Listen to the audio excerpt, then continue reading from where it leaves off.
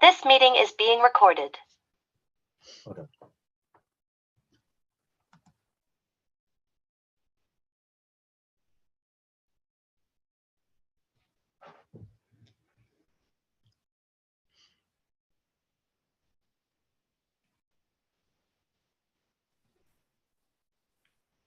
Is Dr. Ficadenti on mute by any chance?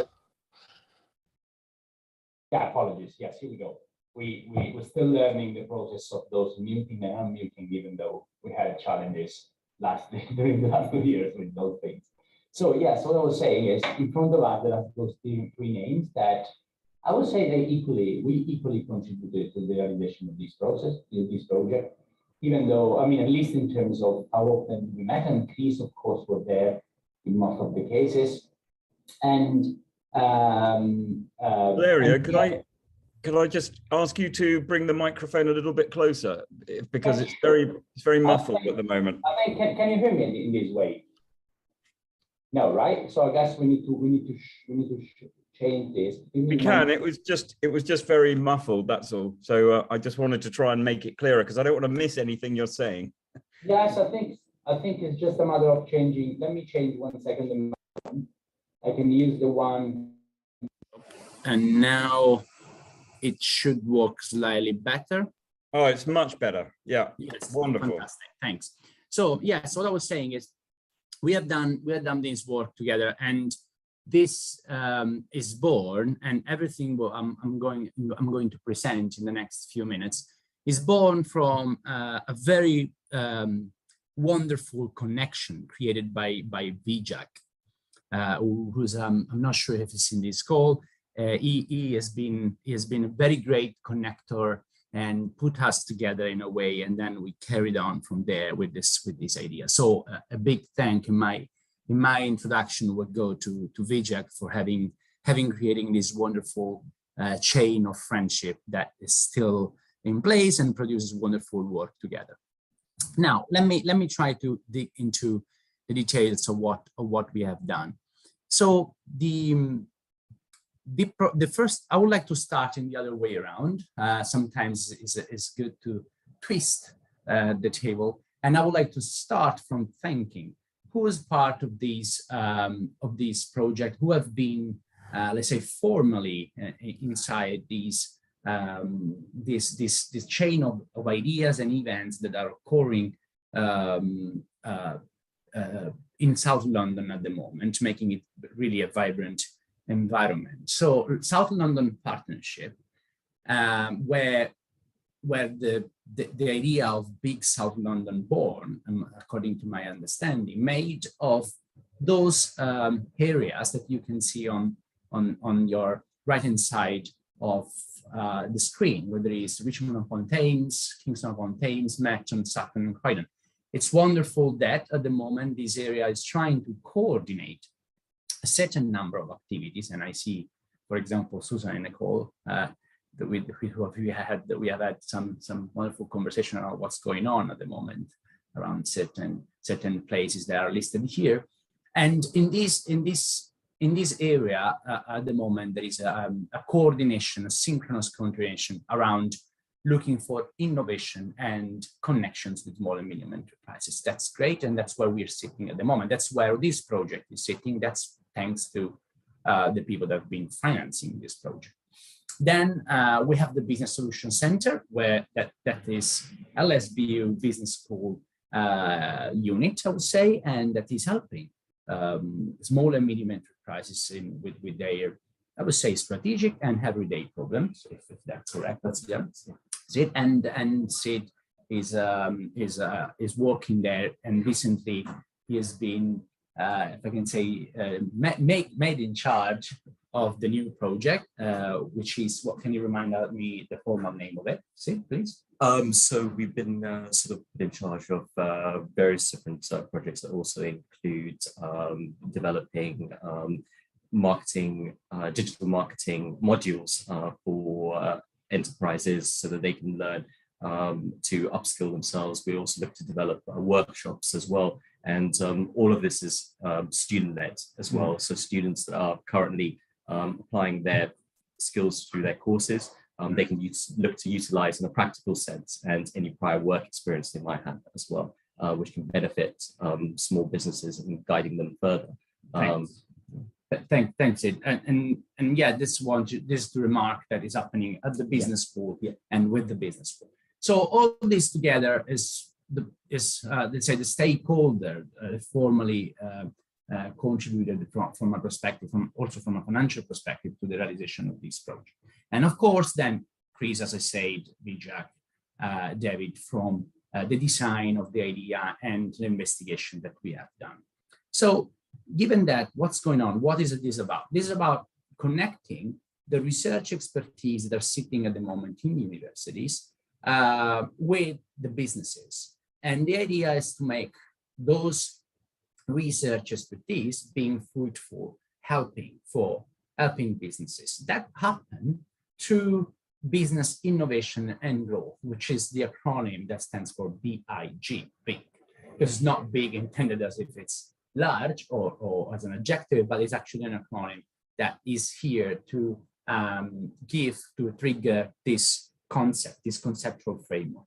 Business innovation growth in South London, and the way we have realized this project is through an innovation voucher. The innovation voucher of a value of £4,000 is what covered what we tried to do, what we are trying to do in this project. So the objectives, the general objectives of Big South London, who is the unit that is directing the big innovation voucher projects, are essentially three: address workers' productivity, integration between universities and businesses, facilitations or in creation of workspaces. Now, I want to stress something from this point, which is, in a sense, those three elements that are the objectives of Big South London immediately depict an idea that connects with community well-building. It is something we are going to talk about in a few minutes. So these three objectives align perfectly with the theoretical framework for community well-building. So, I mean, we all can reckon how relevant those three aspects are for the development of a local community.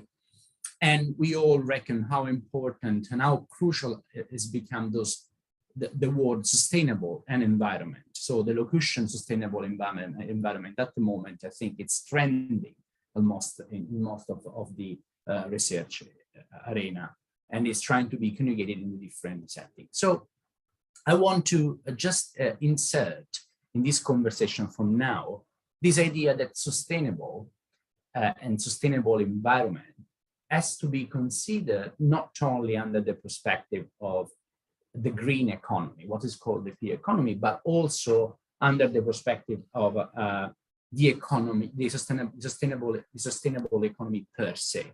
Which sorry to interrupt. Yes. The slides aren't moving along at all. No, they are not moving. They are stopped at the moment. So it's just me talking. Thanks. I do apologize. I'm sorry. No problem. And so this idea, I was just trying to insert the idea that this sustainable environment, the collocation sustainable environment, has to be considered under different perspectives, not only on the ecological part of it. So who has worked, where this idea born and why? So under the big innovation voucher, under the Big South London, we have decided to investigate the possibility of realizing the three objectives I just mentioned with the community well-building setting, especially by using our component of the community well-building setting, which is the direction of procurement services in a way that creates certain social values that follow certain principles.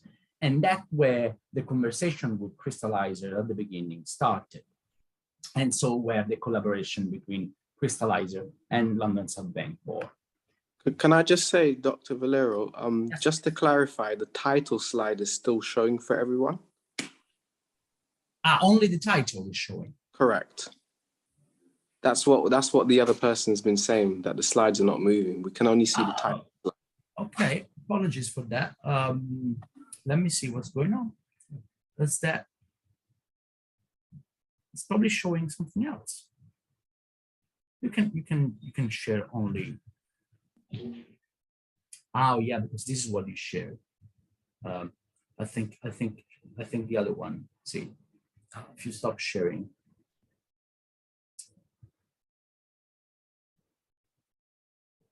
Because now it's going there, and so it's not showing anymore. So we need to reshare now. Can people see the slides moving now? Just press page down. Yeah, it doesn't work because it's the other one. Sorry, let me try to do something.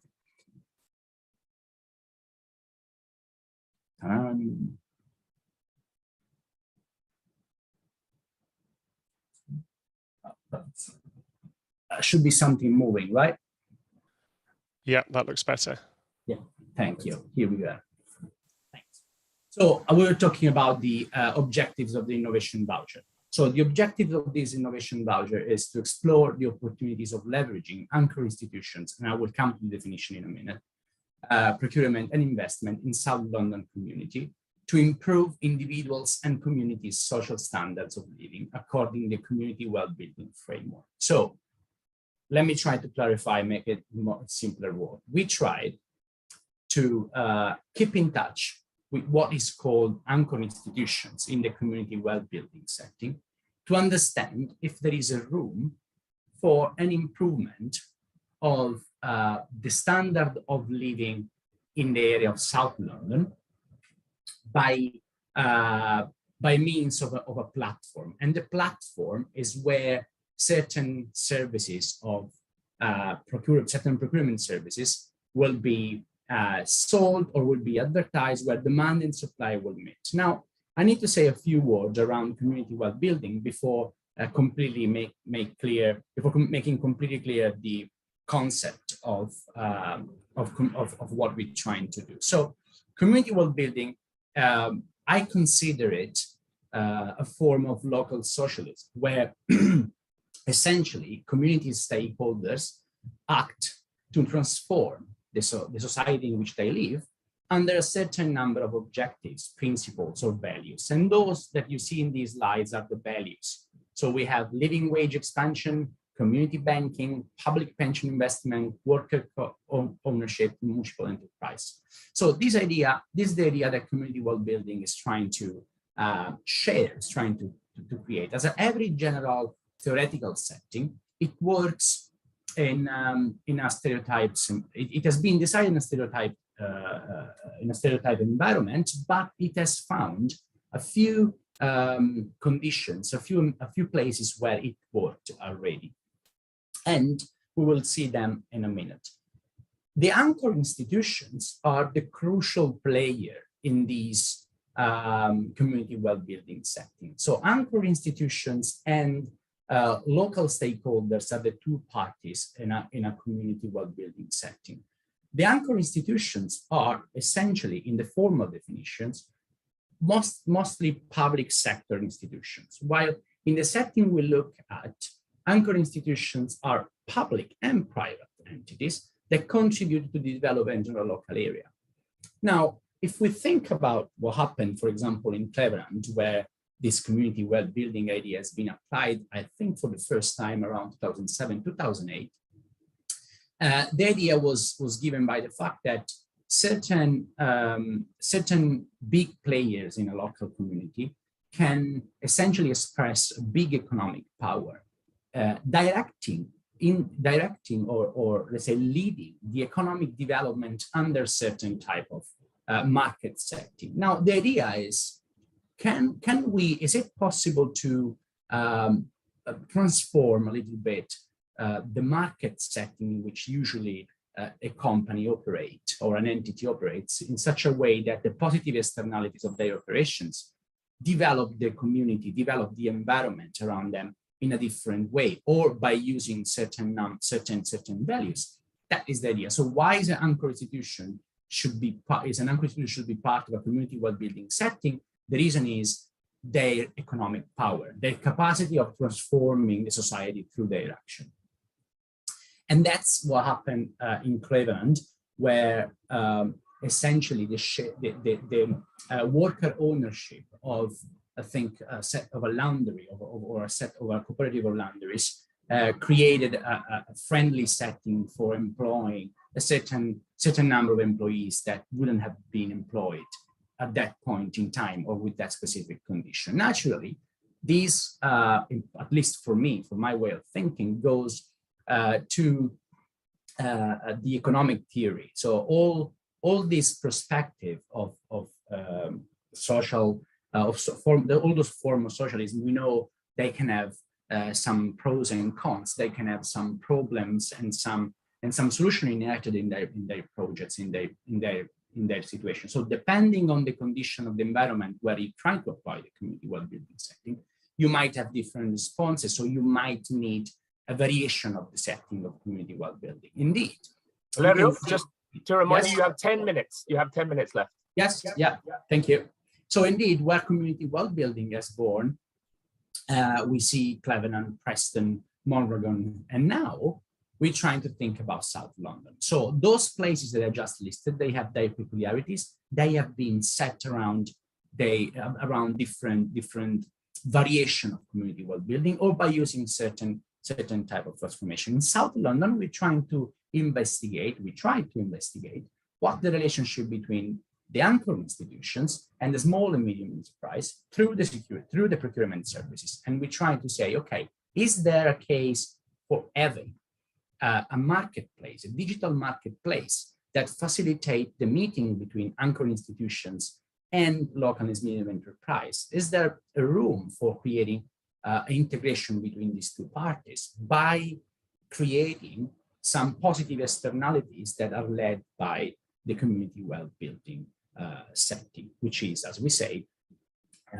sustainable workplace increments of the awareness of the impact of certain institutions on the environment, and so on and so forth. So how did we try to do that?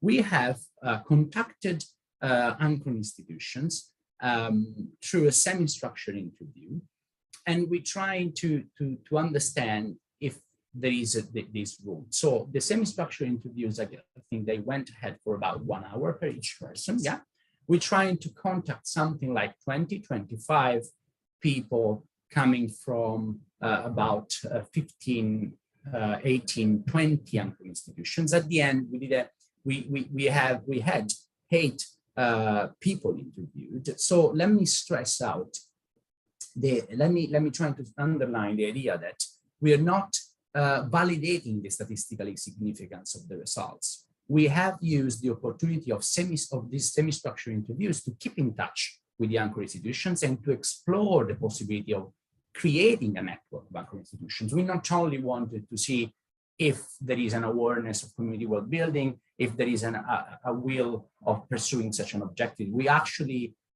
went there and tried to make ourselves known to see if for Crystallizer in the future there will be the possibility of creating such a marketplace under the connections between anchor institutions and small and medium enterprises. So let's look a little bit about the results. Those are the company or the entities we have been in touch with, those that have been interviewed. So out of 13 agreed, at the end, we managed to interview 8 people. And these are a little bit of the results that we got. So we have, for example, it's interesting to see that the relevance of procurement for the companies where we are pointing our attention to, how important is procurement in your organization. You can see that more than 80%, they consider their procurement services to be really important, okay? And then we asked, what resources does the organization put into procurement? What are the organization aims around procurement?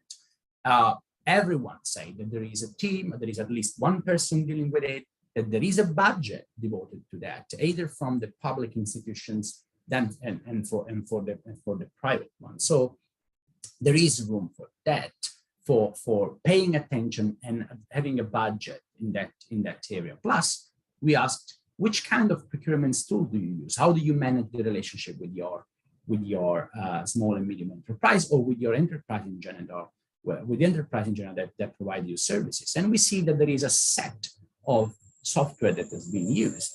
Now, I don't want to dig into the details of them. What I think it's important to look from this slide is that there is a segmented market essentially everyone is using a different hack. Most of them talked about using other types of tools.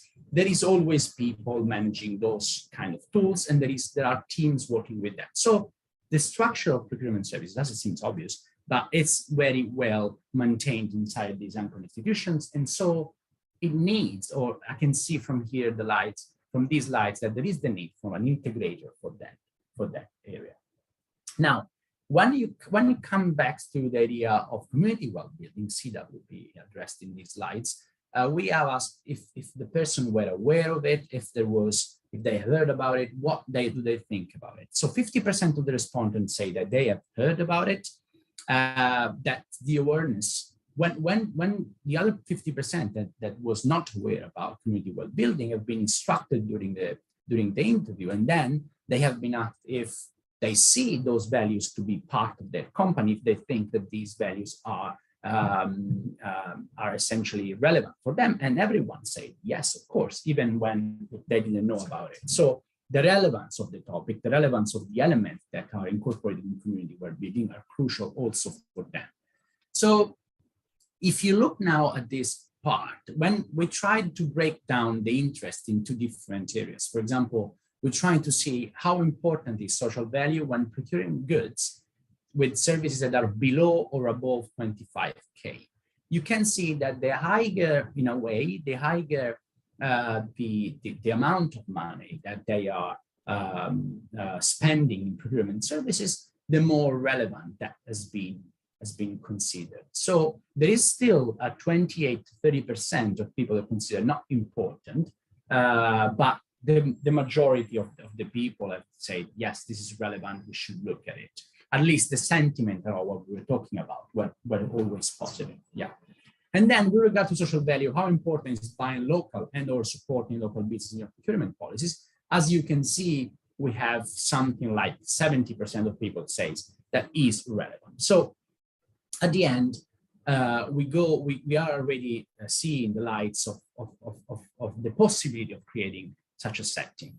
How often do you involve small business in your bidding activities? Again, more than about 50% of the interviewed people says over 100 times per year. So it means that the small and medium enterprises are actually, a big part of the supply chain that the anchor institutions are using at the moment. So when we ask what are the specific problems your organization faces in reaching local suppliers and obtaining the right cooperation with the service, we can see that a couple of answers are reported here. But in general, I would say that the problem is again the segmentation and the isolation of the players. Sometimes the respondents have mentioned stuff about their preparation, their capacity of being ready for bidding, the ability of respecting certain type of standards that are required. So there is a room again for formation and for having formation educational program that transforms the capacity of this business to be ready to participate in the bidding processes, to contribute to the supply chain. Now, then we went to the core question, right? How might a brokerage like Crystallizer help introduce you to pre-qualify local businesses to help you to achieve these goals? So essentially we say, do you think that there is the possibility for a player like Crystallizer to be part of a brokerage system of a marketplace that take you from the beginning to the end to the ready-to-use situation? So, and they said that there's surely a room for that. In a sense, there was positive feedback around this possibility. So, in the end, when you ask to these anchor institutions, would you like to be part of this network? Would you like to start to contribute to the creation of a community well-being setting? Do you think is that going to be useful for us? They say yes. Everyone said yes. So as I said, aside from the statistically significant of the results, the people to whom we talked, they considered relevant the idea of being part of this network. They consider the possibility of being there. And that's great news. So at the end, summarizing, we have we have explored a potential number of anchor institutions to be part of this network. We asked them what's their situation at the moment, what did they think about community well-being setting, and we got always positive answers and enthusiasm for such a thing, for the creation of this anchor network, as an anchor institution network. So I think this is the main point of what we achieved. Now, there are some open questions that I want to leave on the table that I think they would be useful for a discussion later on. Since we know that community well-being is about creating social value under certain principles, the point is how the priorities are set if an anchor institutions network is in place, if there is the way for creating a number of positive externalities to the community in which these settings are applied.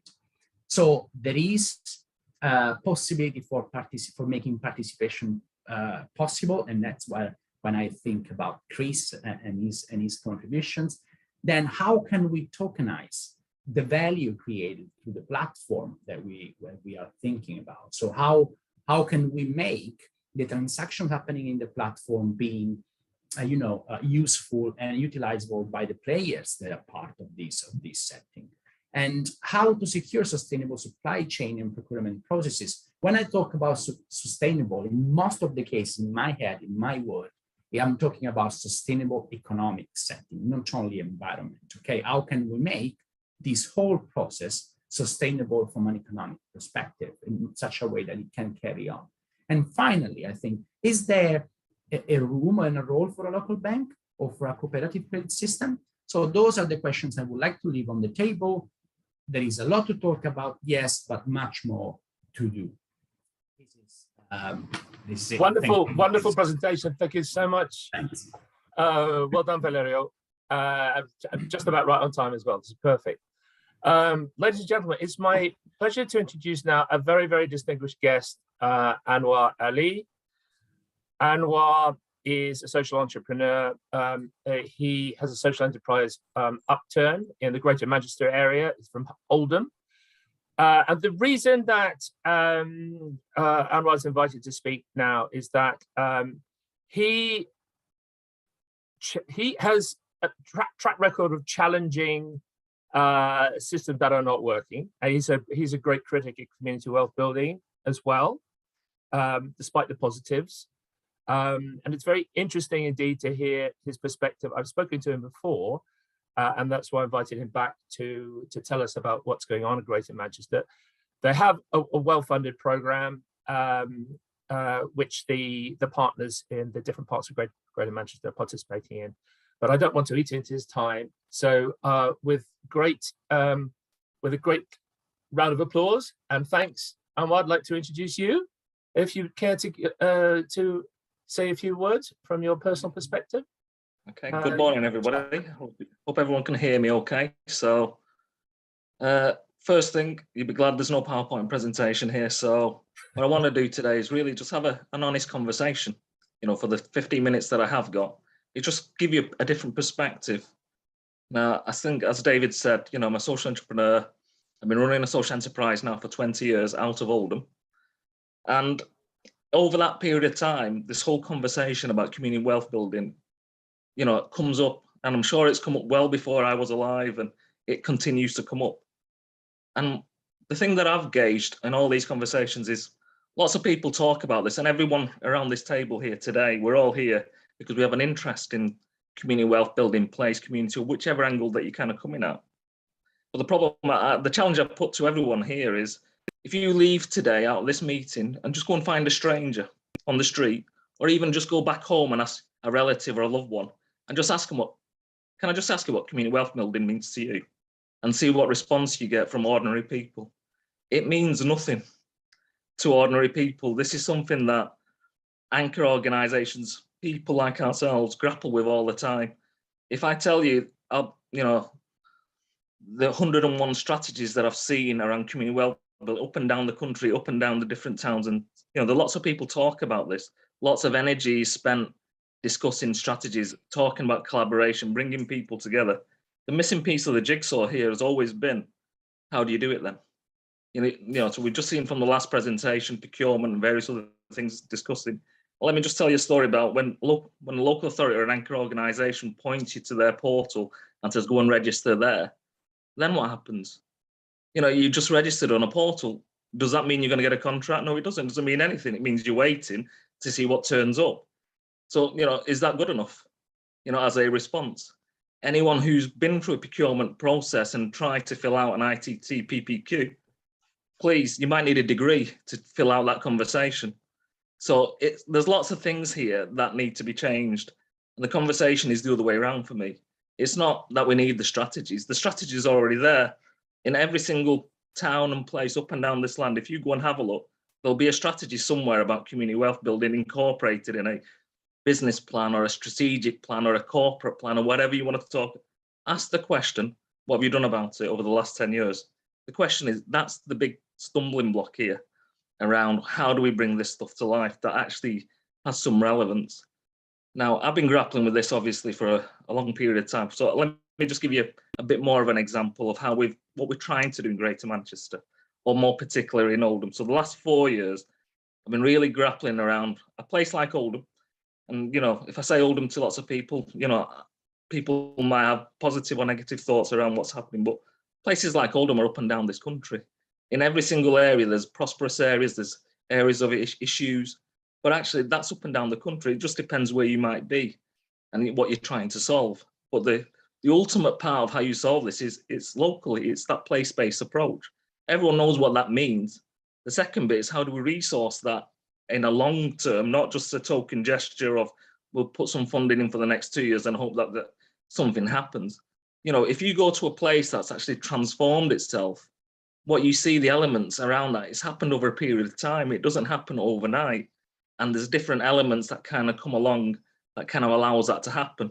And every single one of us here are catalysts to enable that to happen in our own individual ways as well.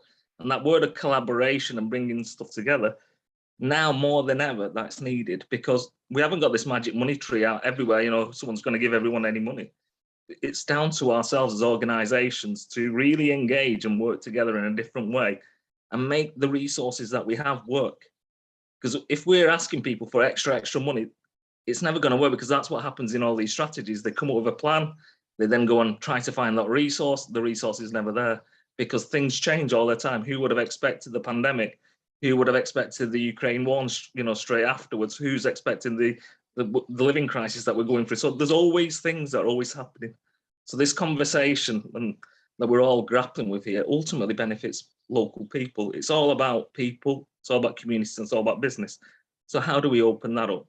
So if I give you an example, so for the past 4 years, what I've done is in a place like Oldham, an opportunity arose where we could be part of a broader GM bid to bring in some social investment money into places like Oldham. So it's taken us 4 years, but we brought in £8 million to invest in social enterprises. So that's one example. So what I've said there is that's not the answer to everything here. That's just one piece of the jigsaw now. Now we need to start opening up other conversations. So what we've done is over that 4 years, we've brought together all the partners, private sector, public sector, under one banner to say, right, if we're going to transform a place like Oldham, or put it onto a different path, it's people like you who need to be collaborating and working differently. And let's identify what's actually gone wrong, for example, before we actually put, and it's not to attribute blame on anyone. If you don't acknowledge what hasn't really worked, then how do you know if you keep on doing the same things and hope that that's going to do the right thing? So it's the same with business support. I support businesses. Now, I do not put anyone I work with into a 12-week business plan course or workshop. It doesn't work. You know, ask the question, what is it that you want? You know, what is your business trying to do? What's the problems that you're trying to solve? And then take it from there. Don't put them onto a workshop or you know, that's not what they're asking you. They're asking you for support. So it's that approach that we now need to embed, is really listening to people, but now opening up the opportunities by collaboratively working. So what we've done is created a mutual of those partners. So instead of having a loose partnership, we've now created a cooperative. So all those partners are now part of that cooperative. And what that then does also is, one of the questions that I've grappled with is sometimes when local suppliers try to go for certain contracts, they're not big enough. So we said, okay, well, if you become part of the cooperative, and the cooperative now goes for that contract, it doesn't matter if you're public sector, private sector, you're part of that cooperative. And our ultimate mission is to create wealth in the community. and distribute that slightly differently. So what I'm trying to say is we're putting together the practical bits as well. So don't just keep focusing on that top level stuff and that strategic stuff, because ultimately it doesn't mean anything to ordinary people or ordinary communities or businesses.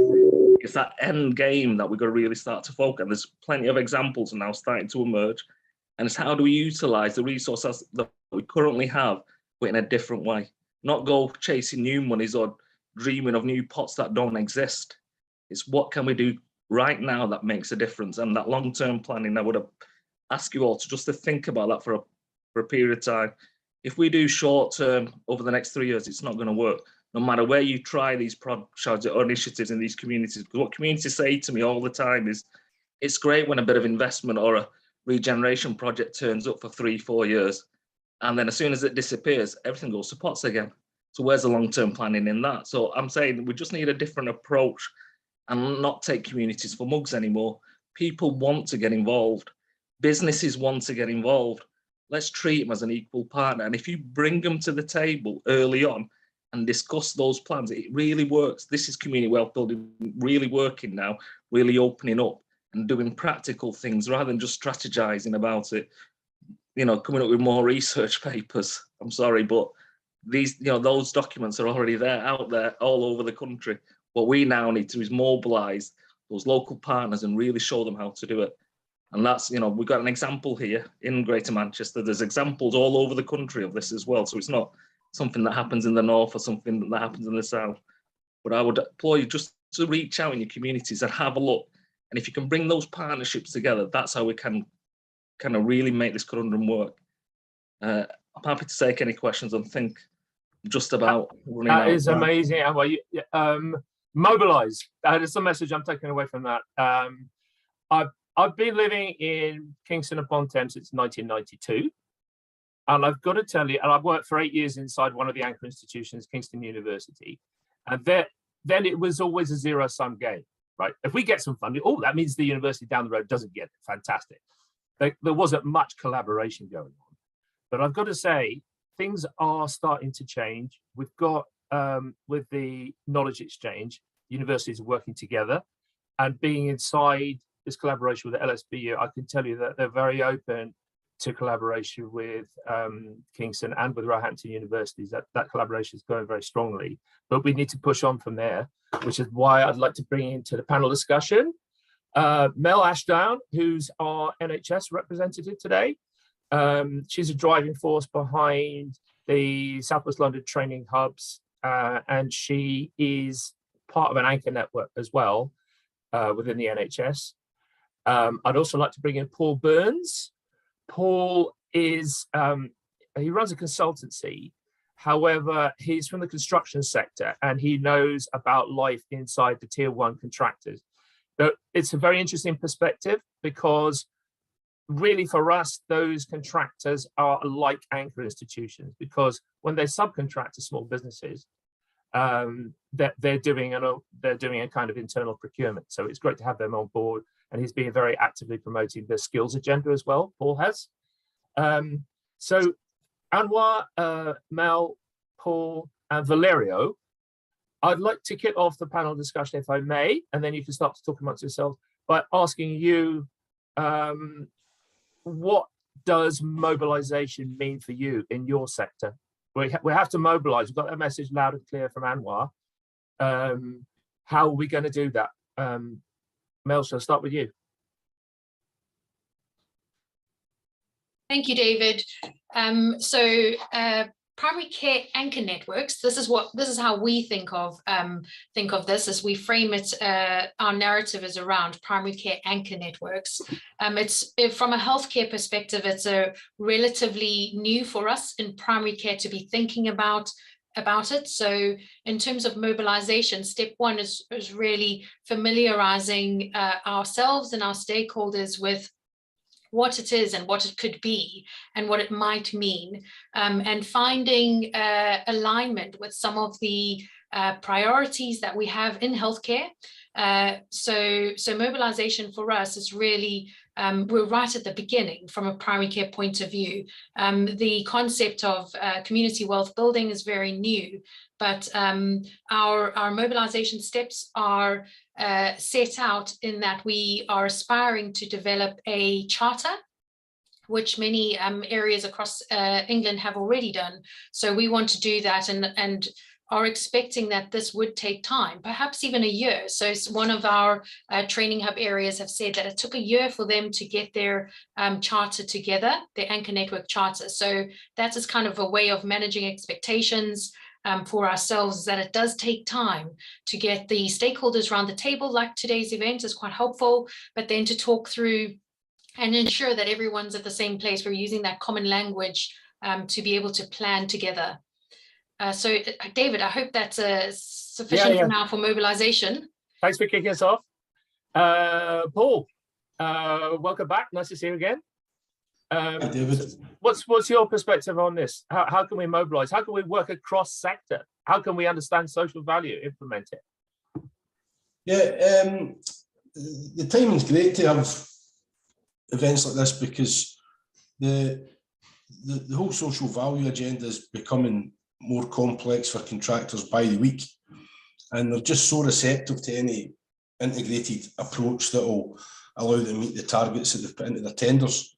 I think in terms of the South London Partnership, setting up the Green Skills Academy, and already talking to Polly, etc., that we don't, promote green jobs or ignore the infrastructure jobs in the sector that need to be filled by residents in the 5 boroughs. You've got to do it all at the same time, so you can really get the community mobilised in terms of making aware that there's easy 40 different pathways into these jobs. I had a phone call this morning before this call about glazing systems for retrofit, insulation, green roofing, installing electric vehicle charge points, slinger signalers for the 2 big developments in Kingston that are earmarked to start later on this year. So when the community is aware that there's literally a job for everybody, not all of which require people to physically go to building sites, that element of mobilisation can become, it can happen quite quickly, because most of these jobs are way above minimum wage to start with, and the progression opportunities are built into them. So to have people, for years around construction, there's just been, we need more bricklayers for house building. Now the CITB and contractors are saying, well, why aren't people leaving college and going straight into bricklaying apprenticeships if there's such a shortage of bricklaying? Is there a gap between what they're getting taught at college and what employers need on that Monday morning? And that's where the funding can come in. Anwar's point about don't chase a pot of money. If people work together and look at the underspending existing budgets, a lot of this stuff could start right away, Yeah. Thanks for that. Much obliged. Anwar, do you want to come back and? I was going to say, just to build on that point. So if it's just take construction. So construction is one that we work with. So again, how do we collaborate with construction? If you start with an honest conversation around, like I said, what's kind of not quite working at this moment in time. So on construction, well, I think as Paul's just said, could we offer the construction partners an alternative? So when they're going for that tender, we know that social value element in that, it's not the bit that they're getting excited about. The main bit that, they're excited about is the building or the construction, whatever that may be. The social value part is only a small element. So what we're saying is, why can't you partner up there with social enterprises or community organisations? That's how we can then sustain those organisations as well. And they can bring your social value to life on your behalf.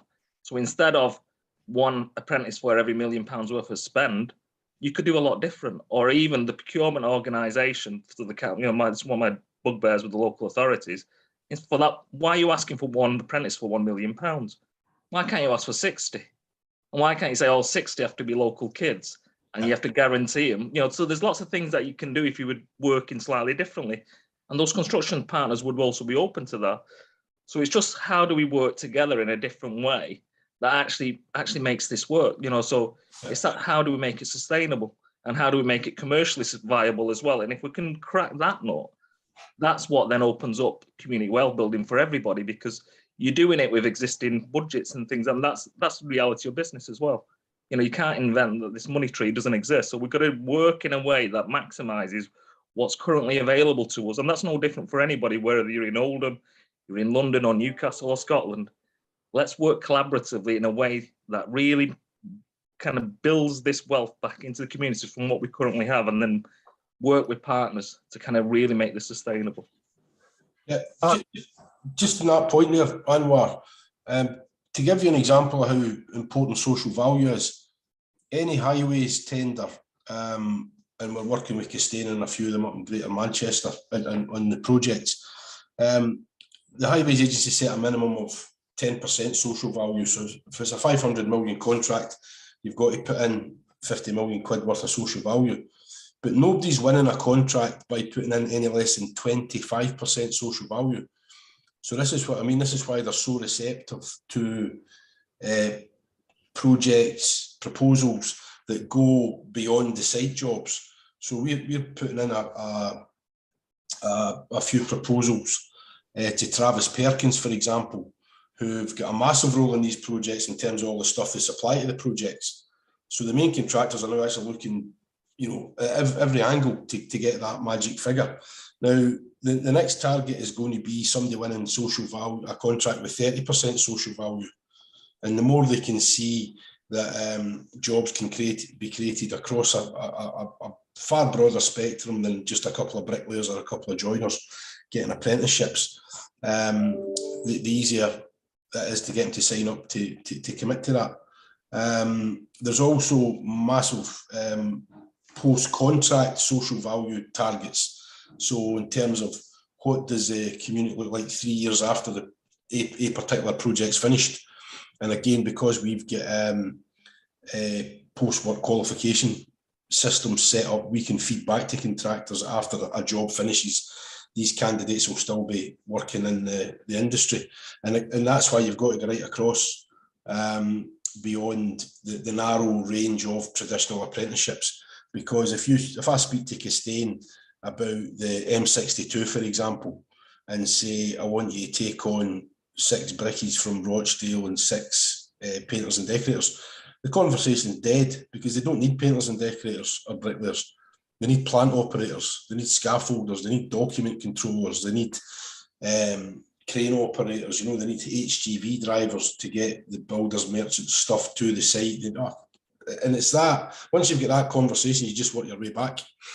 And this is, again, I was saying to David the other day that the movement within these companies in terms of headhunting social value, people who've got a track record, is phenomenal. Everton are already, the main contractor at Everton's new stadium are already on their 3rd social value manager, because, you know, their competitors see what they're doing and say, how much are you on? Come to us, we'll give you 5-6 grand a year more. So it's I've never known the big contractors look at labour so seriously. So having a robust model across the 5 boroughs is perfect timing, you know. So Susan, who's from Richmond and Wandsworth councils, so regeneration lead there. So she's just put in the chat how important S106 continues to be for local authorities. I just wanted to put to Valeria the question.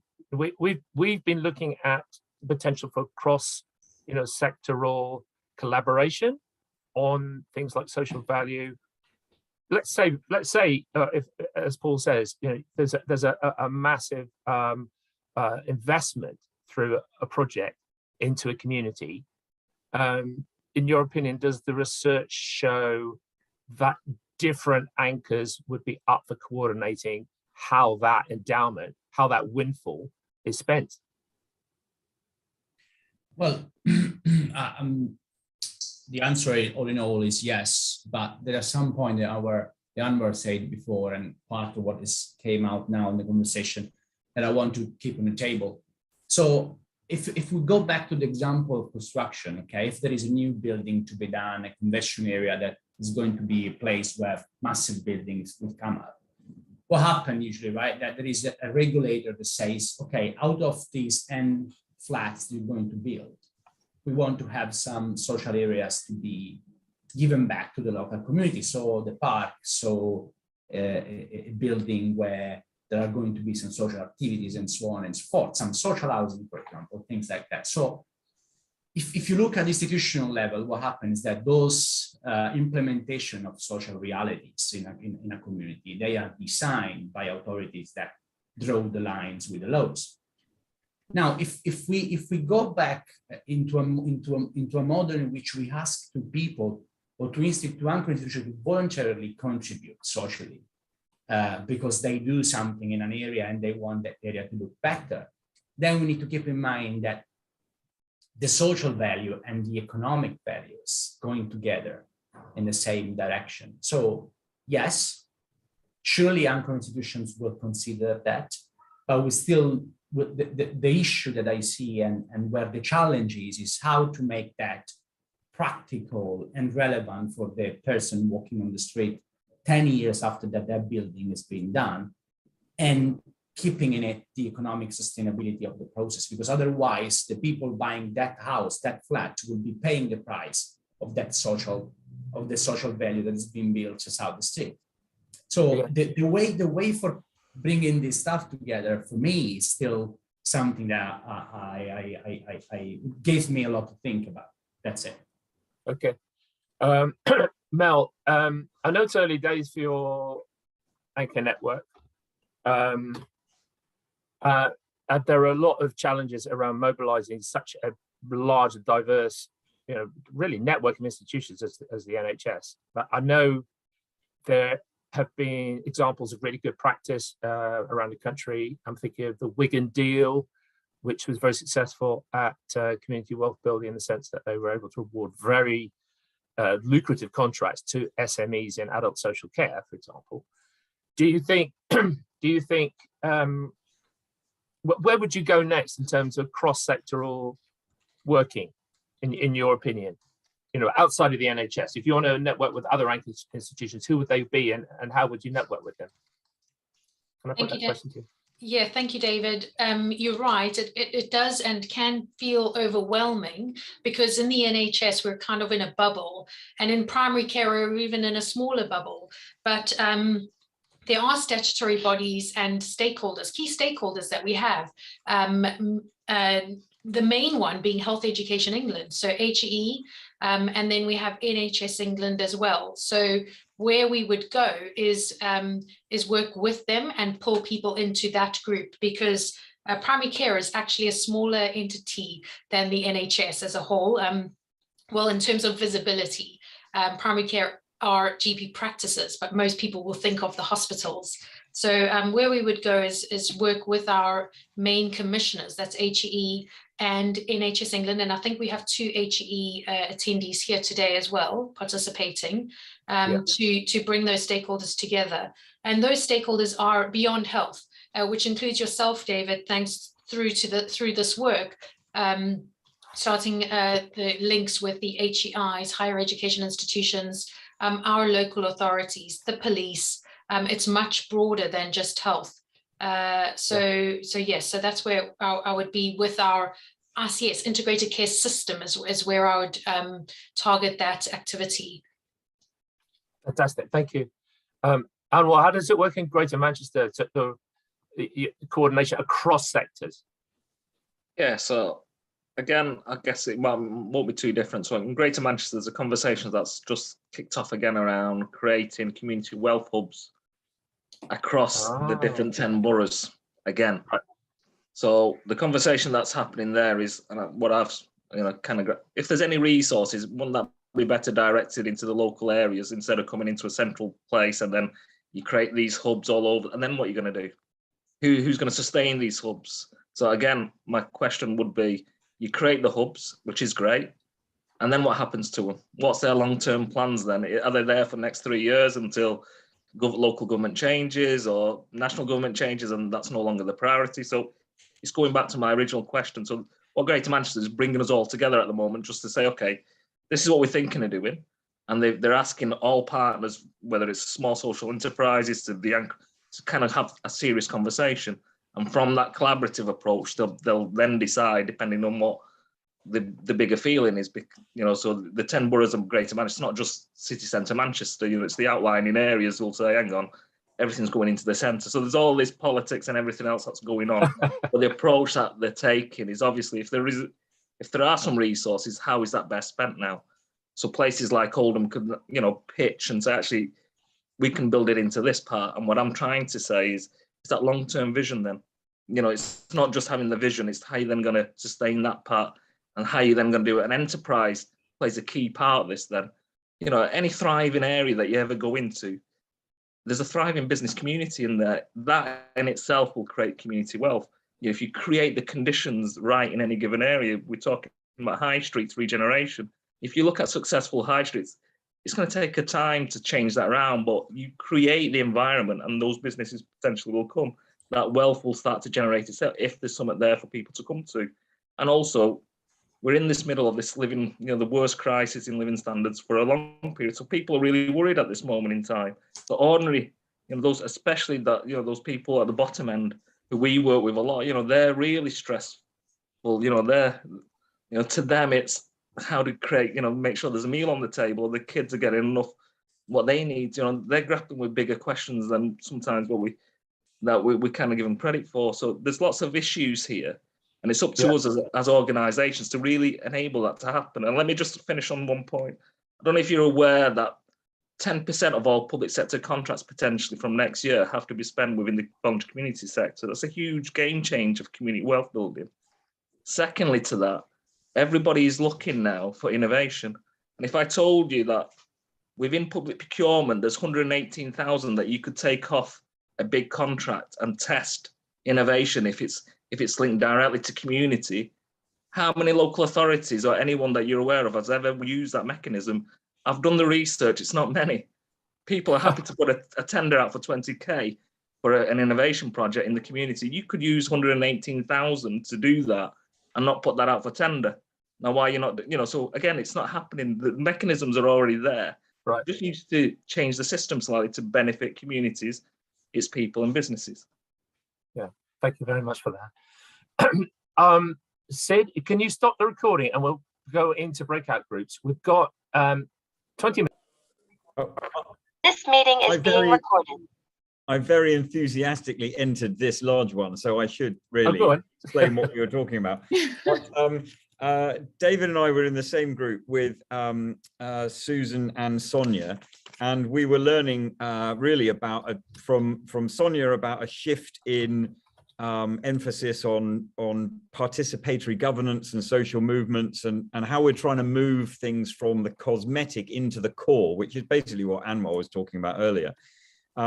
And from Susan about pots of money that exist for funding good causes, social causes in local environments. And there were two in particular that we heard about, which were the Section 106 funding, which is money that has to be provided by developers when they are proposing their development, and they have to provide either a service or a budget for something else, for some social good. So if you're going to build a whole lot of houses, you might need to build some low cost office accommodation or a primary school or whatever, depending on how big the project is. And the other one was the CIL, which is Community Infrastructure Levy, which each local authority has access to these, and they give out this money in budgeting rounds. So my ears perked up when I heard that. That's why I was so excited about it, because you know we're stuck in a trap of we need to build in order to demonstrate, and we need to demonstrate in order to build more. So yeah, that's great. Okay, that's enough from me, because you're going to hear from me after the break too.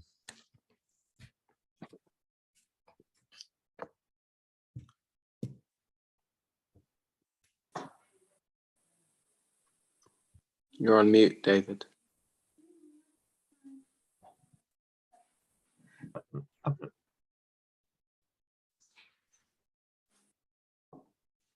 Well, as David seems to have disappeared, I'll do our breakout group, which was basically that myself and Gordon spent our time trying to pick Anwar and Paul's brains. Essentially, it was quite one-sided in that sense. That me and Gordon were just asking lots of questions, and Paul and Anwar were giving lots of great answers.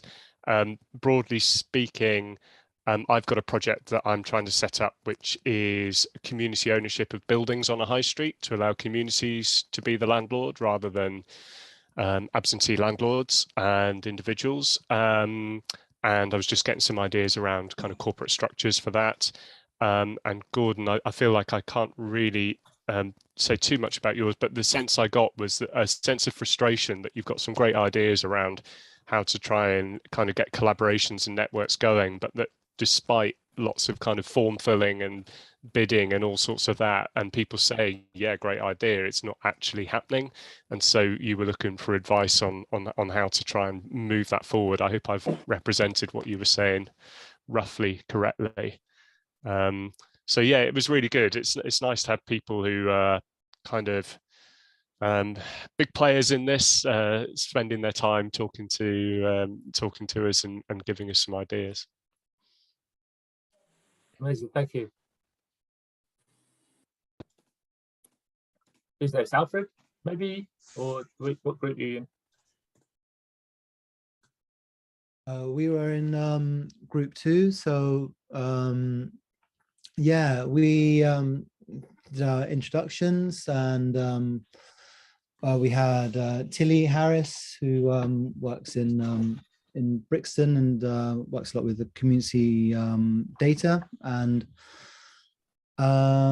Sue Bell was working with community mutual credit, and we had Valerio as well, and yeah, we spoke briefly about some problems that issues that we were encountering, and yeah, I'm not sure, Sue or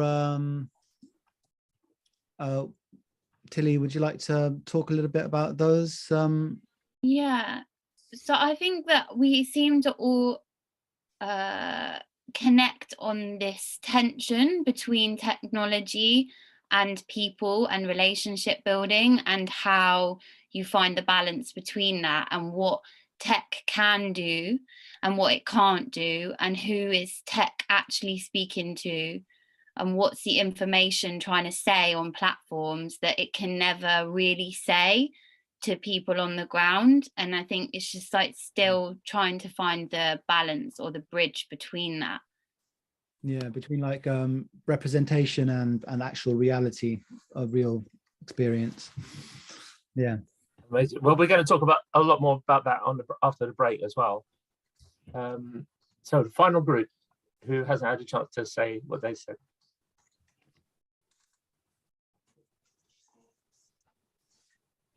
Must be one more group. Rouge, were you in that group? Or Lurk?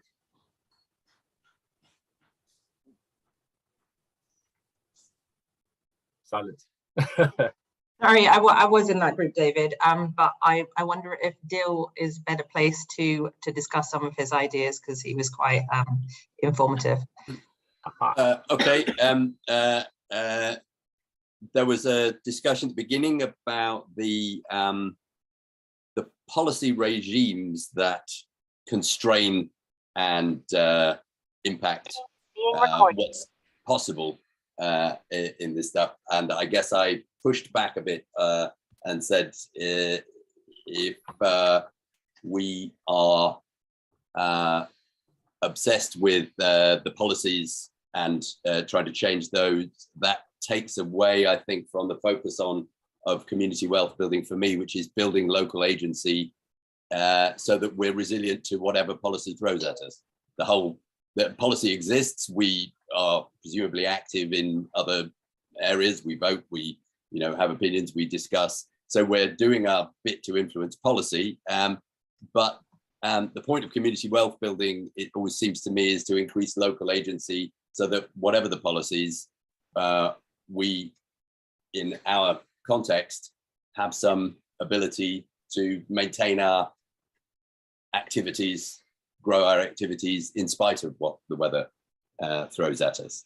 So then I was challenged. So okay, so would you do that? And I was just talking a little bit about the specific focus that our organization has, which is looking at using financial tools which are used inside banks and big organizations, well understood, very simple financial tools, basically for reducing the amount of cash you need to carry on your business, and bringing those into relevance for local scale collaborations between SMEs. Very simple, lightweight collaborations that improve businesses' cash flow. What's it called, Dil, your organization? We're called Mutual Credit Services, and we're sort of very new. We're sort of a sort of social fintech startup. We're looking for at a model which is best described as social franchise.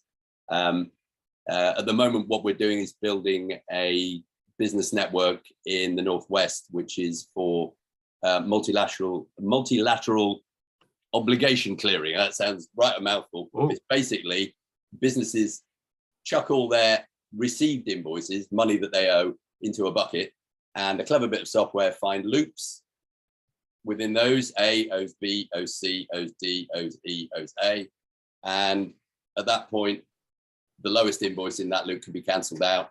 Everybody's debt is reduced. Everybody's profit's the same. Everybody's balance sheet looks the same, but they've got less debt. And very it's interesting. a simple win. It improves businesses' cash flow. It costs almost nothing. It's very, very low risk. And that's our sort of starter drug. Dil, could you drop your email address in the chat? I'm sure there'll be people who want to reach out to you. Yeah. And ladies and gentlemen, I invite you to have a nice break. 15 minutes until 11:15. There will be some of you who, for one reason or another, have to drop off. But we're by no means finished. You do not want to miss Chris's report, because Chris was talking to citizens in a survey about their attitude to participation in relation to community wealth building. It's very important to hear what they had to say. And he's put together a report about that. And also essentially a bit of a pitch deck about what Cordial World could do to answer some of these challenges. And you definitely want to hear Dr. Vijay Haddadi, who will be sort of giving us a stimulating response to that. And then we've got a panel discussion on participation. Do come back for that. If you could leave your, don't log out, just stay logged in, but just go on mute, and please come back at 11:15. That would be amazing. Thank you very much.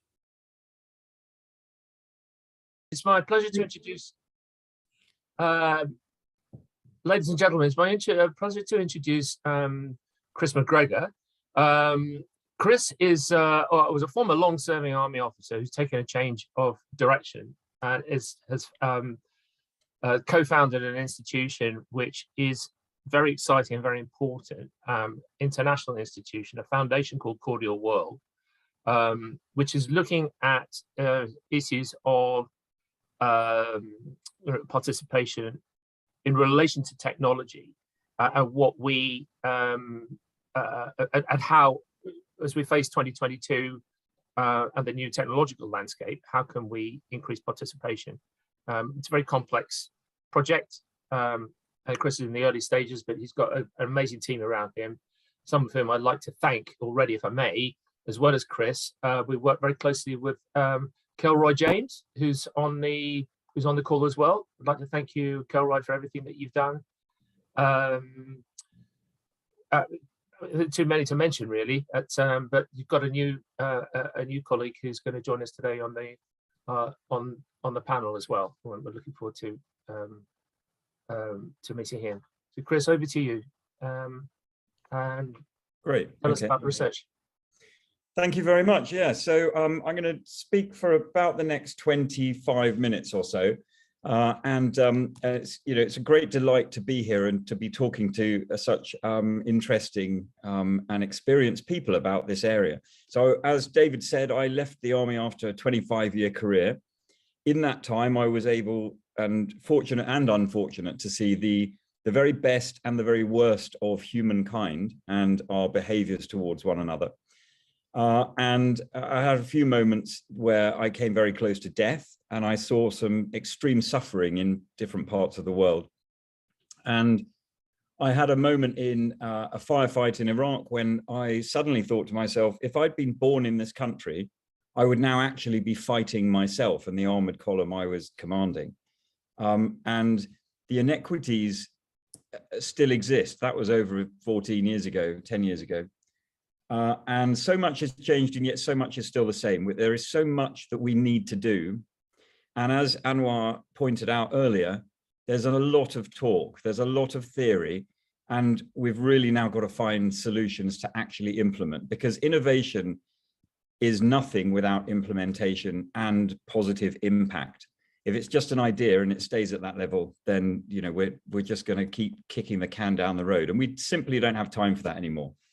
So it was with real pleasure that Cordial World and Crystallizer and LSBU started to work together to see if we could uncover a little bit of our own information about what was required in the South London Partnership, the 5 boroughs, and extend some of the theory into practice. And that's what I'm going to talk about today. Next slide, please. So what is Cordial World? I'm going to start with this. I normally start with the why, but I think it's important that you understand what it is that we're trying to build.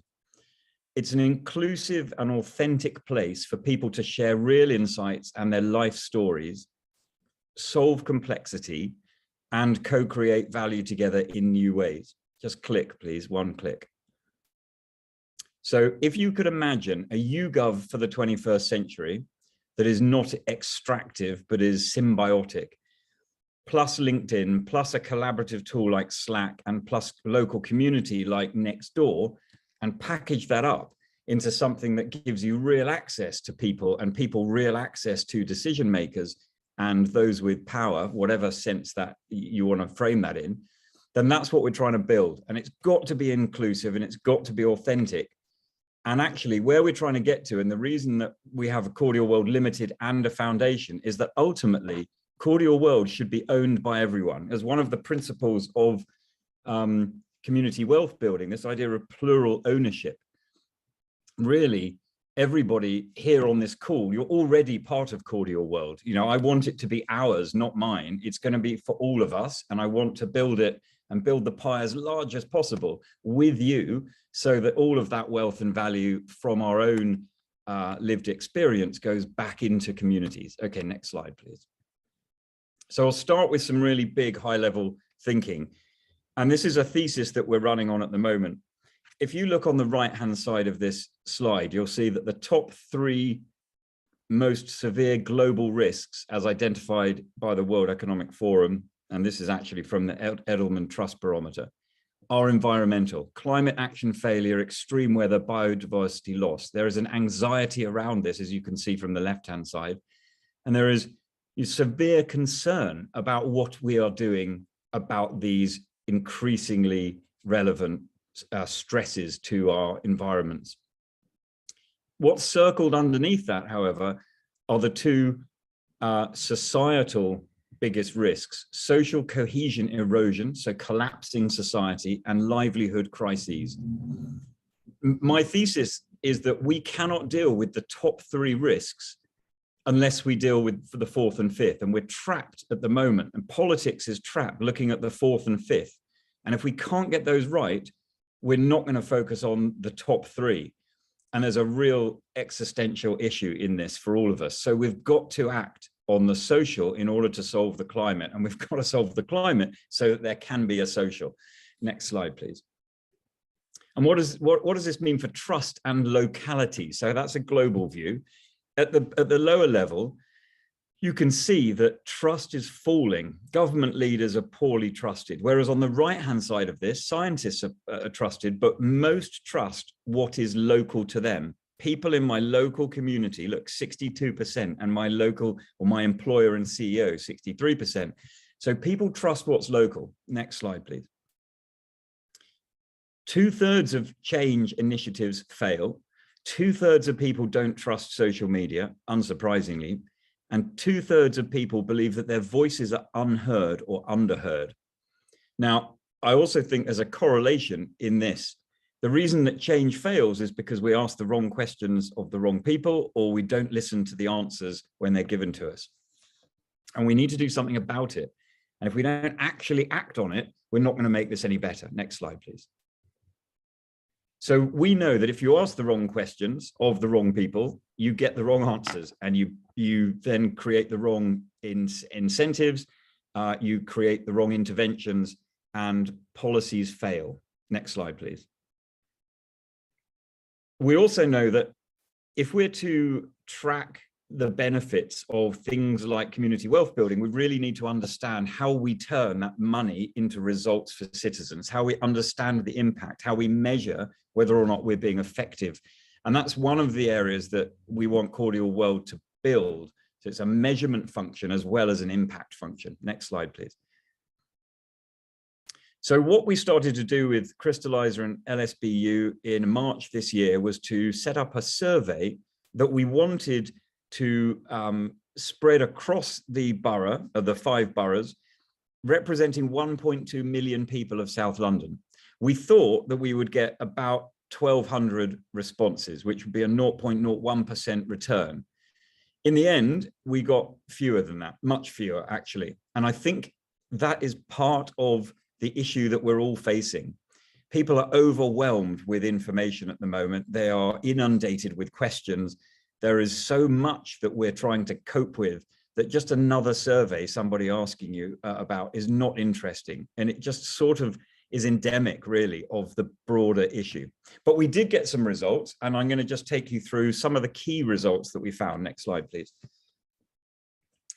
Okay, so this won't surprise any of you, but 92% of people were concerned, this was back in March and April, were concerned about inflation even then. And I think if we were to run this again, that figure would be even higher. And we asked also about whether people were thinking about new ways of earning additional income. 3/4 of people said that they were. Again, that was back in April. And I think with this increase in energy price recently and the food prices and today's CPI rate going up, that figure would go up as well. So people are concerned about the future of their work and about the economic models that they're currently in. I don't think this will surprise you. Next slide. Okay, we asked therefore about, would you be interested in exchanging your opinions or knowledge or lived experience for financial or other community rewards online if you felt it was safe and ethical to do so? Now, we had around 56% saying that yes, they'd like to do so, and 30%, which is the interesting bit, saying they weren't sure, but they would if they learned more about it, or they might if they learned more about it. And only 12% declined. So there is evidence now, even though a small group, that people would like to exchange their opinions, lived experience, and knowledge online for fair reward. Next slide, please. And we asked a similar question about earning digital rewards or tokens for contributing your knowledge or your lived experience. Because the one thing that we can all share, and without doing any harm to ourselves, is our lived experience, your life story, how you're actually thinking about the impact of somebody else's or your own intervention.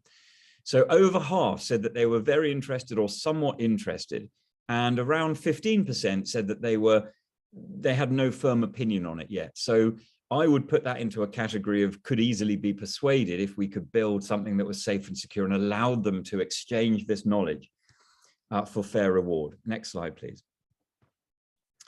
Brené Brown, who you've probably heard of, has a great quote, which I love, from one of her books. People are hard to hate close up. So we need to move in, speak truth to bullshit, be civil, hold hands with strangers.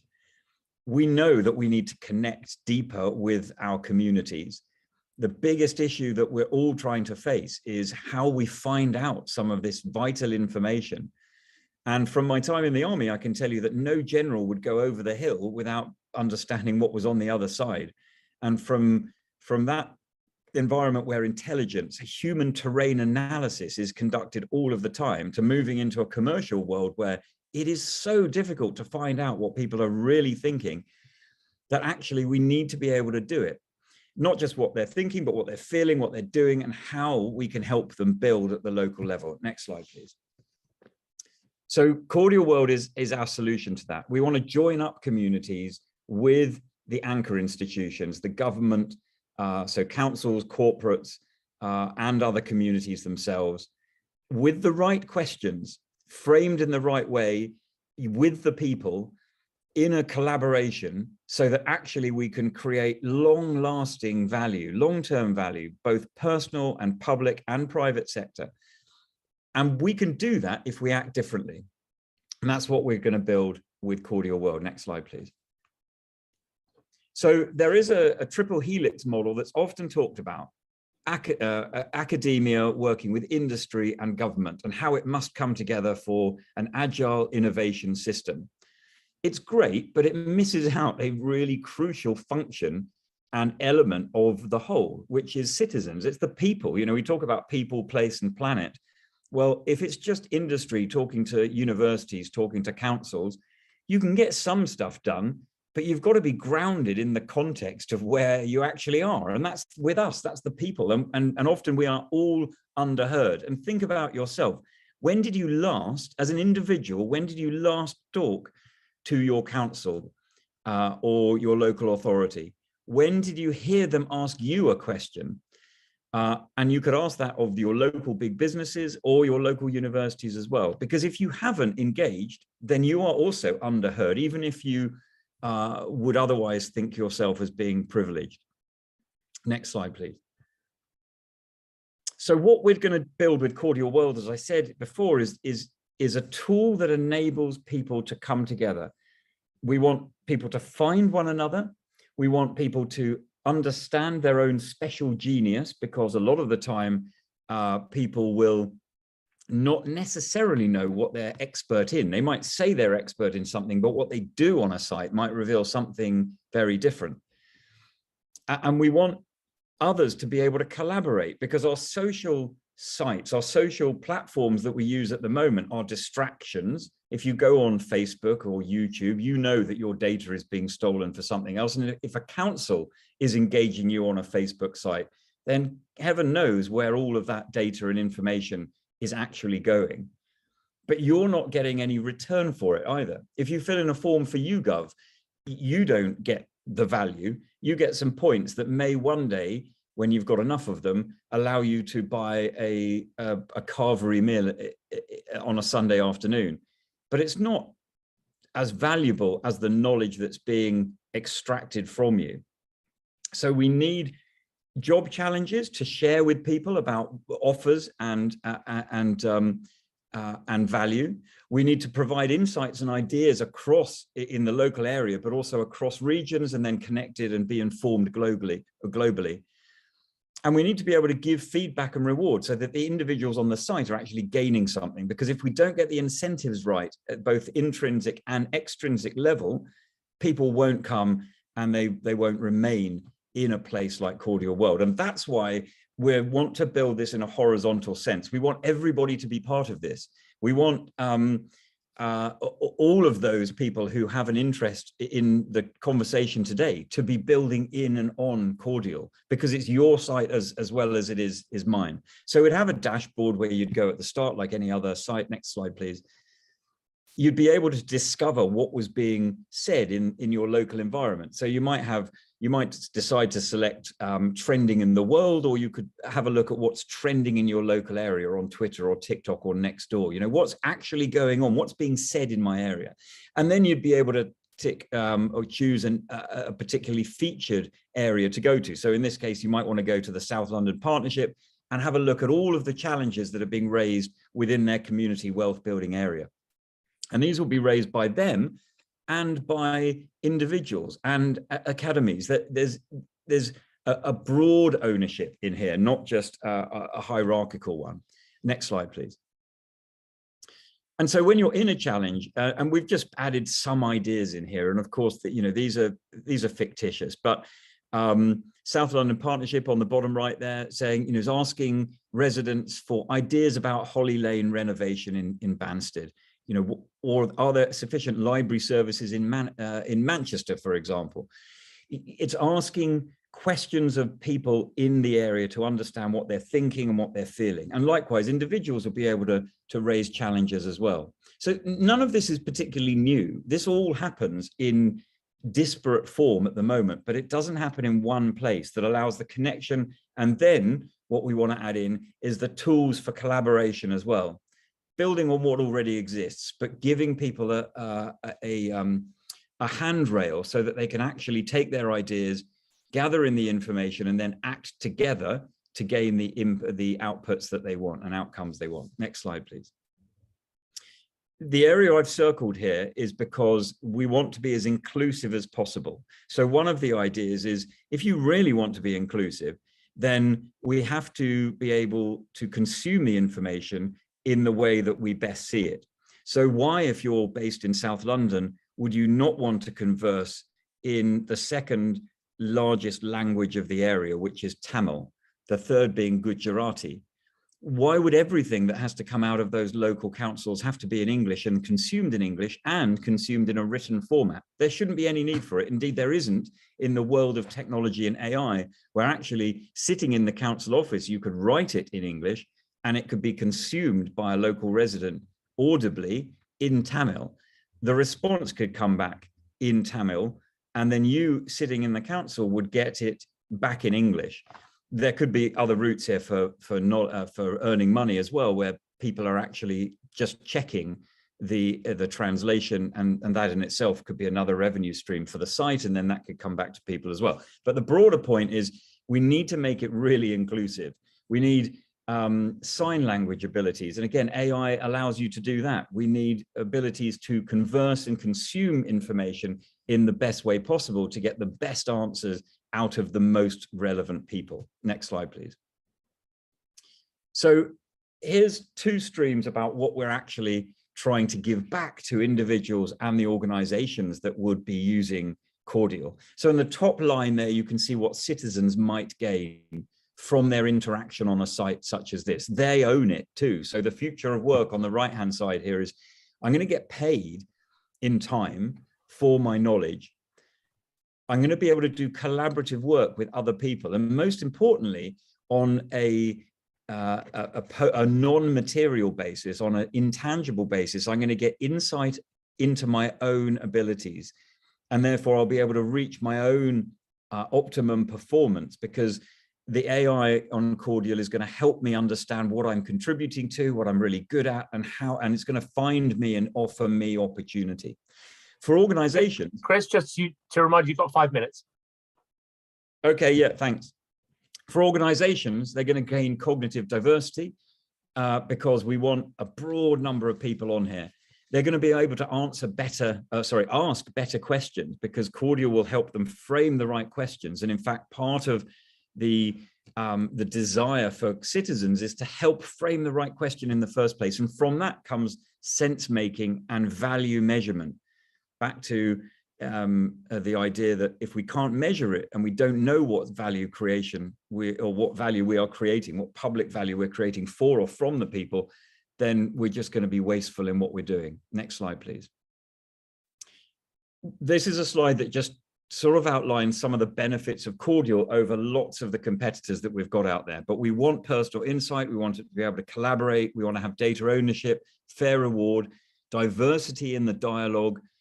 Most importantly, and this is where some of the technology comes in, people need to have verified identities so that then we can attribute the value of that knowledge back to those individuals. We want to be able to capture feelings and narrative knowledge, the lived experience of actually what's going on, and support wider community building. And none of the other tools out there currently do this. Next slide, please. So what we are asking for today is you, because we need your ideas. We need investors, which is why I was interested in the Section 106. We need partners to experiment with this, to say that they'd be interested in piloting something like this.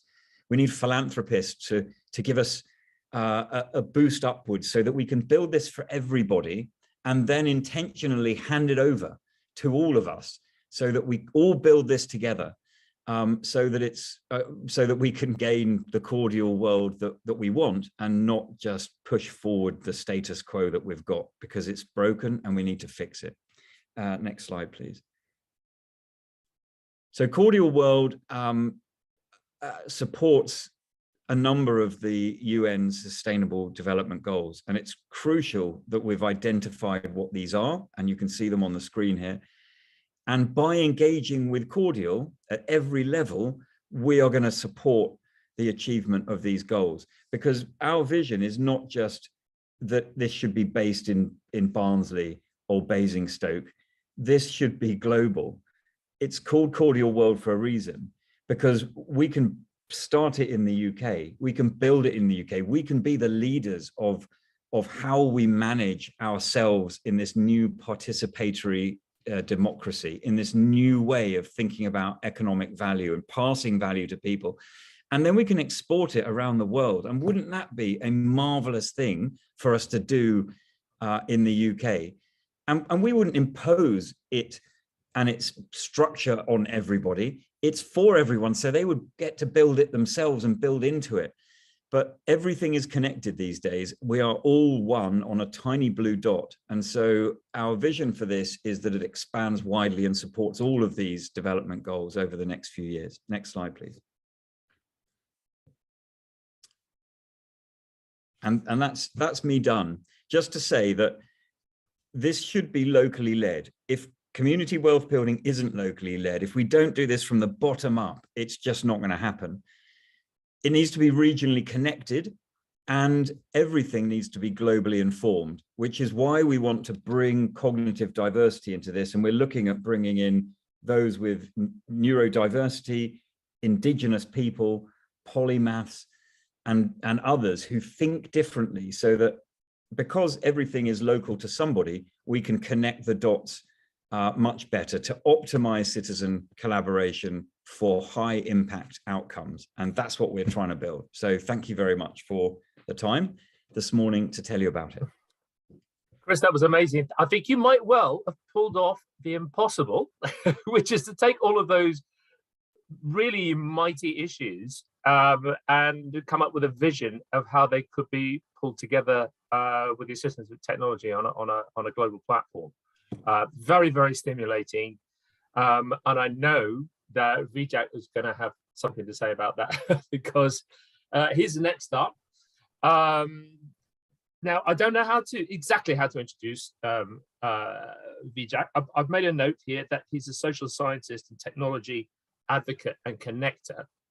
I think he's definitely all of those things. Like me, he's in his past, he's also run a co-working space. So this connection part is inside Vijay's DNA. And as I said before, without him, we wouldn't have come together. He's an academic. He used to work in London South Bank University. He's got his own production project at the moment called UltraSync. But Vijay, over to you to give us a response to what Chris was saying and what's been going through your mind. The floor is yours. Great, thank you. Thanks very much, David. Thanks everybody.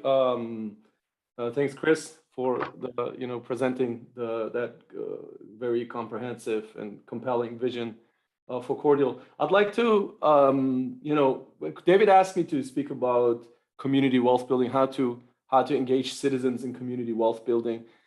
And that's such a huge question, which I'd like to start by just setting the frame first in which these activities and actions, these things, these thoughts that we have right now are actually happening. It's, I think, very important for us to understand that we are living in a time of vastly accelerating disruption. The term unprecedented was thrown around a lot last couple of years, but it is unprecedented because of the exponential rate of disruption of all of these combining technologies at the same time. And now we're having as well the global system, which was quite stable since the 90s, roughly since the fall of the Berlin Wall. That's also starting to change pretty rapidly with, we don't know really in which direction it's going to go. The financial agreements, the financial system, that Bretton Woods system, and so on and so forth, that was set after the Second World War, it's starting to also crumble into well, at least to be questioned now. There's challenges to it, not crumble. There's challenges to it now. So we're living in a time of extreme change, vast disruption and change, and there is a lot of the developments that are on the horizon are actually can actually lead into quite dystopian scenarios. It's very important to understand that and to really make that clear. It's not like we're, like all the bad stuff happened in the 20th century and now it's over. That's the most naive thing to think about. That they used to have world wars and stuff, and now everything's good. No, I mean, we're not at the end of history. We're not in the age of just gradual, slow amelioration and so on and so forth. No, there are actual, real, massive dystopian scenarios on the horizon. And a lot of them have to do with technology. So we're talking about, we're talking about AI, we're talking about robotics, a lot of things that are being rolled out very fast right now, that are being experimented with, virtual worlds, metaverses, and so on and so forth. All of these technologies actually have, there's certain situations, there's certain use cases, certain vision for society around these technologies, which certain parts of society right now are pushing for, that will lead us into dystopian scenarios. So, for instance, I mean, we were talking about AI replacing people, from work and so on, and then there was the more positive argument that, but no, actually, in the past, whenever there has been an industrial revolution or new technologies, there have always been new jobs created as well, right? Well, that was true in the past, but the very point of strong AI is by its very definition, that it'll be able to do everything that a human does better and infinitely cheaper. So that kind of experience from the past, that whenever there was a revolution, a technological revolution, there have been new jobs, may not apply anymore at all. It just simply may not apply anymore.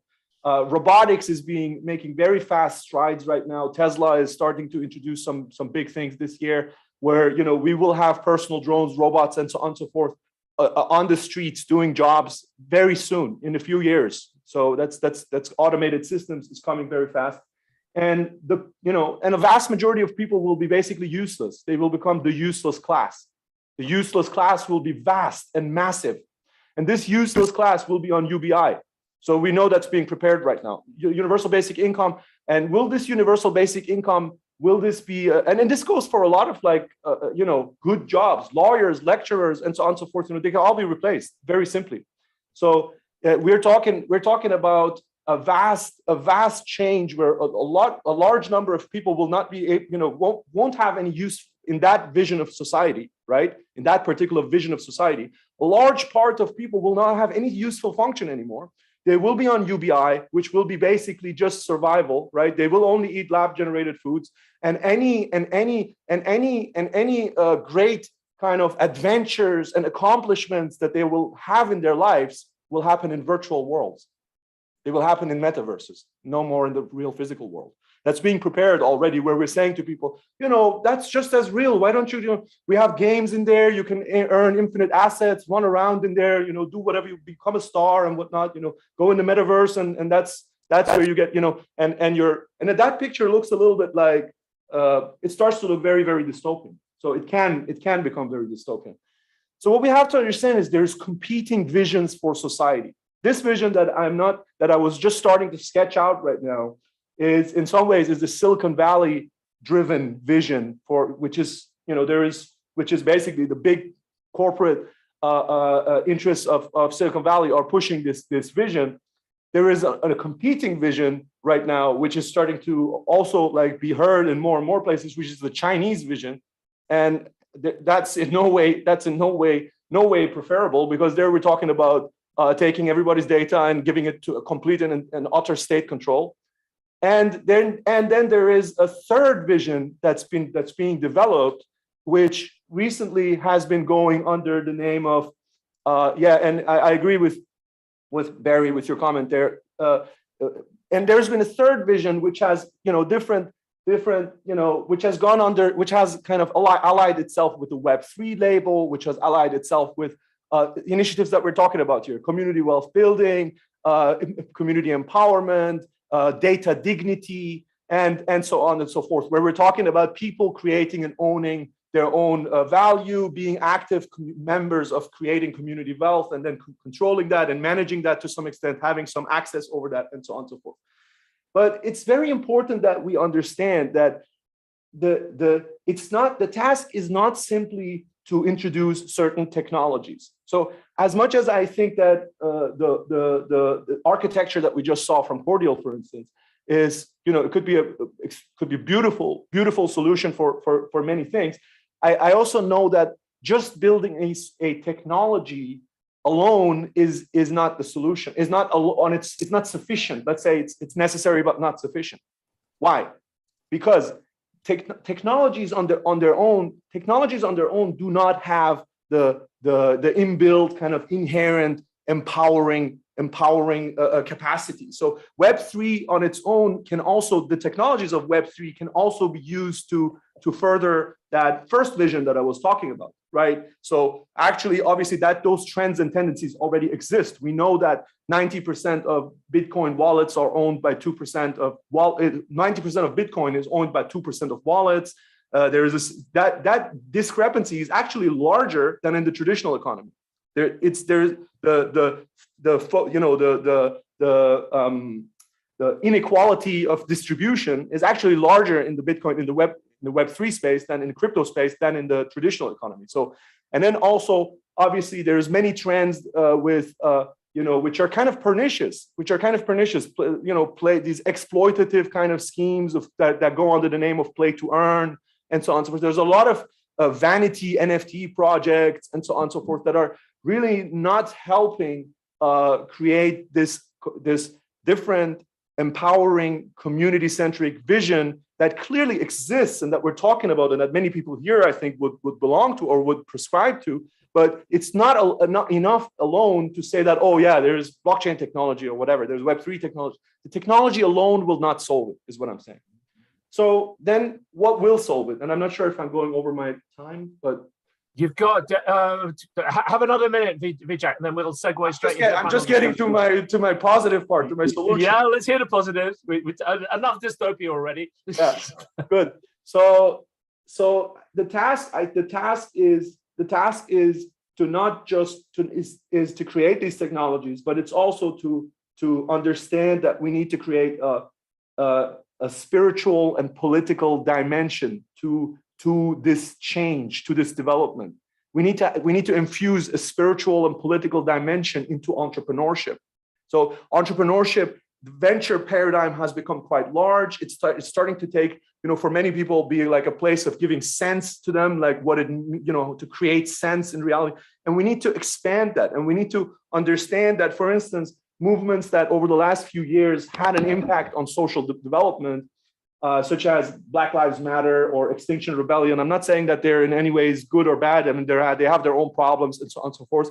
But we have to understand that there is movements that can emerge that have a kind of spiritual political dimension to change society. And movements like this will have to be created, and they will have to be constructed by the entrepreneurs and the creators who want to actually change the world towards a different vision of society. That's absolutely essential. It's an illusion that we can just build a technology and then thereby change the world. We need to actually do the fight, do the advocacy, create the movement, get people involved, make people understand that this is for the vision of their life, their future lives, like the kind of earth they want to live in. Okay. Before the break, we were talking about mobilization, and now we're talking about participation and equity. And really community and how to drive that. So we'd like to bring into the panel discussion some people who know quite a lot about this. We know Barry James, for example. I first met you through the all-party parliamentary group on cryptocurrency. You're also an expert on crowdfunding, and Human Dignity is a project that you're involved with at the moment, isn't it, Barry? Thank you for joining us. Chris is joined by his colleague Nick Karras. Nick, you're also on the panel, I think. I'd like to introduce my friend Sei Awatunde. Sei is a South Londoner who has just taken this idea of Web3 and turned it into a business. He has his own blockchain and he's doing very well with it. I say. And we have Mickey Elsom. So Mickey I also met through VJAC and London South Bank University. Nikki is one of the few people who's running a digital autonomous organization, a DAO. Now, I don't think that's something, say, you've achieved yet, is it? I don't think you've got a DAO up and running. Correct me if I'm wrong. Just to point out, it's not. Sorry, it's actually an NFT marketplace, not my own blockchain. That will come eventually, but yeah, it's not my own blockchain. Just to okay. Well, good luck with it. I thought you've got a fork of Ethereum off there. Or is that still in progress? Yes, I've built a luxury NFT marketplace on the Ethereum blockchain.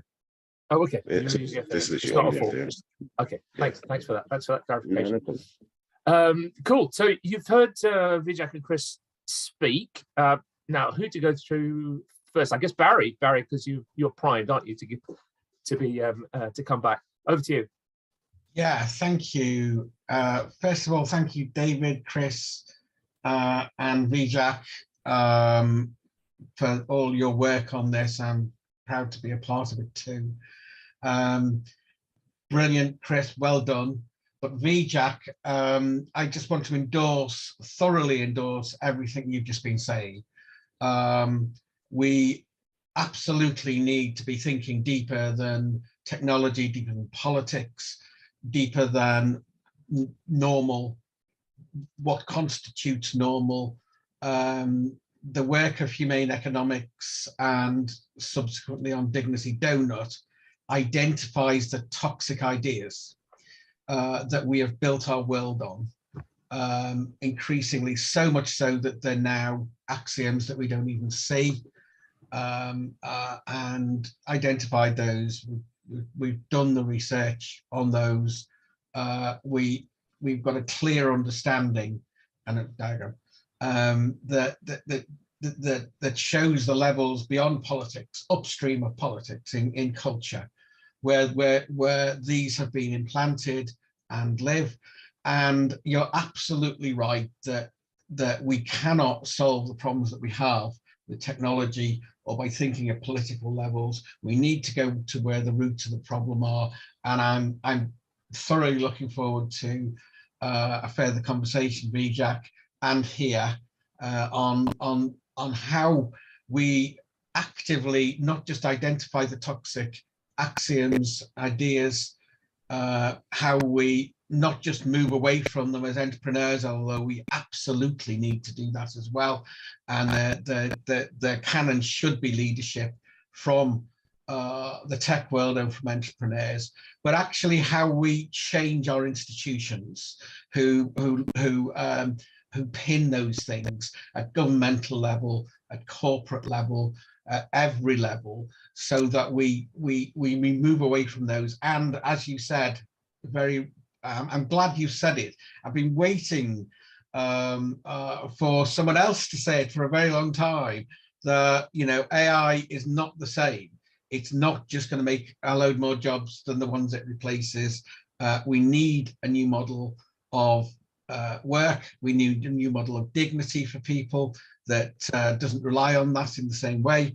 And we need a new vision of jobs and so on. And so thank you for that, and thank you to the others involved here. This is important work. Yeah, thank you, Barry. David, if I may just quickly add to that, because I also as a kind of final note on how to engage with things further, I greatly look forward to having that conversation that you just mentioned, Barry. But also, for others, there is an event tonight of actually some former student of mine. It's called Genesis. It's on crypto and blockchain, disruptive technology. There will be a lot of great people and great thoughts and ideas presented there. I'm going to be talking there as well about a concrete, actual venture for resilient, regenerative community creation that I'm getting started with, and where we're going to be talking about some positive pathways towards solving these things. If you can come to that event, that would be amazing. If not, I look forward to connecting with everybody. My first book, Synced Earth, How We Master the Technological Apocalypse, is also going to be published within the next year. I'm currently discussing the manuscript with publishers. but that's still in the future. Much earlier than that, there is a new venture that I'm going to be announcing tonight at this event. I'd love to speak to everybody as well who I haven't had the chance to connect yet on here. Thank you. Can we have a link? As Chris says, please drop the links to those in the chat, Vijay, could you? Say, can I go to you, because let's talk about employment. Let's talk about what your platform is doing. Who's your audience? Who are you going to empower with it? Who's going to earn a living wage out of the work that you're doing? Tell me. Yeah, sure. So to answer your first question in regards to who the audience is, for me, it's the whole NFT community. The NFT community that are looking for NFTs that are essentially a bit more than just digital artwork, that are looking for like physical pieces as well as experiences. And then into your second question, which was who's going to make a living wage out of it.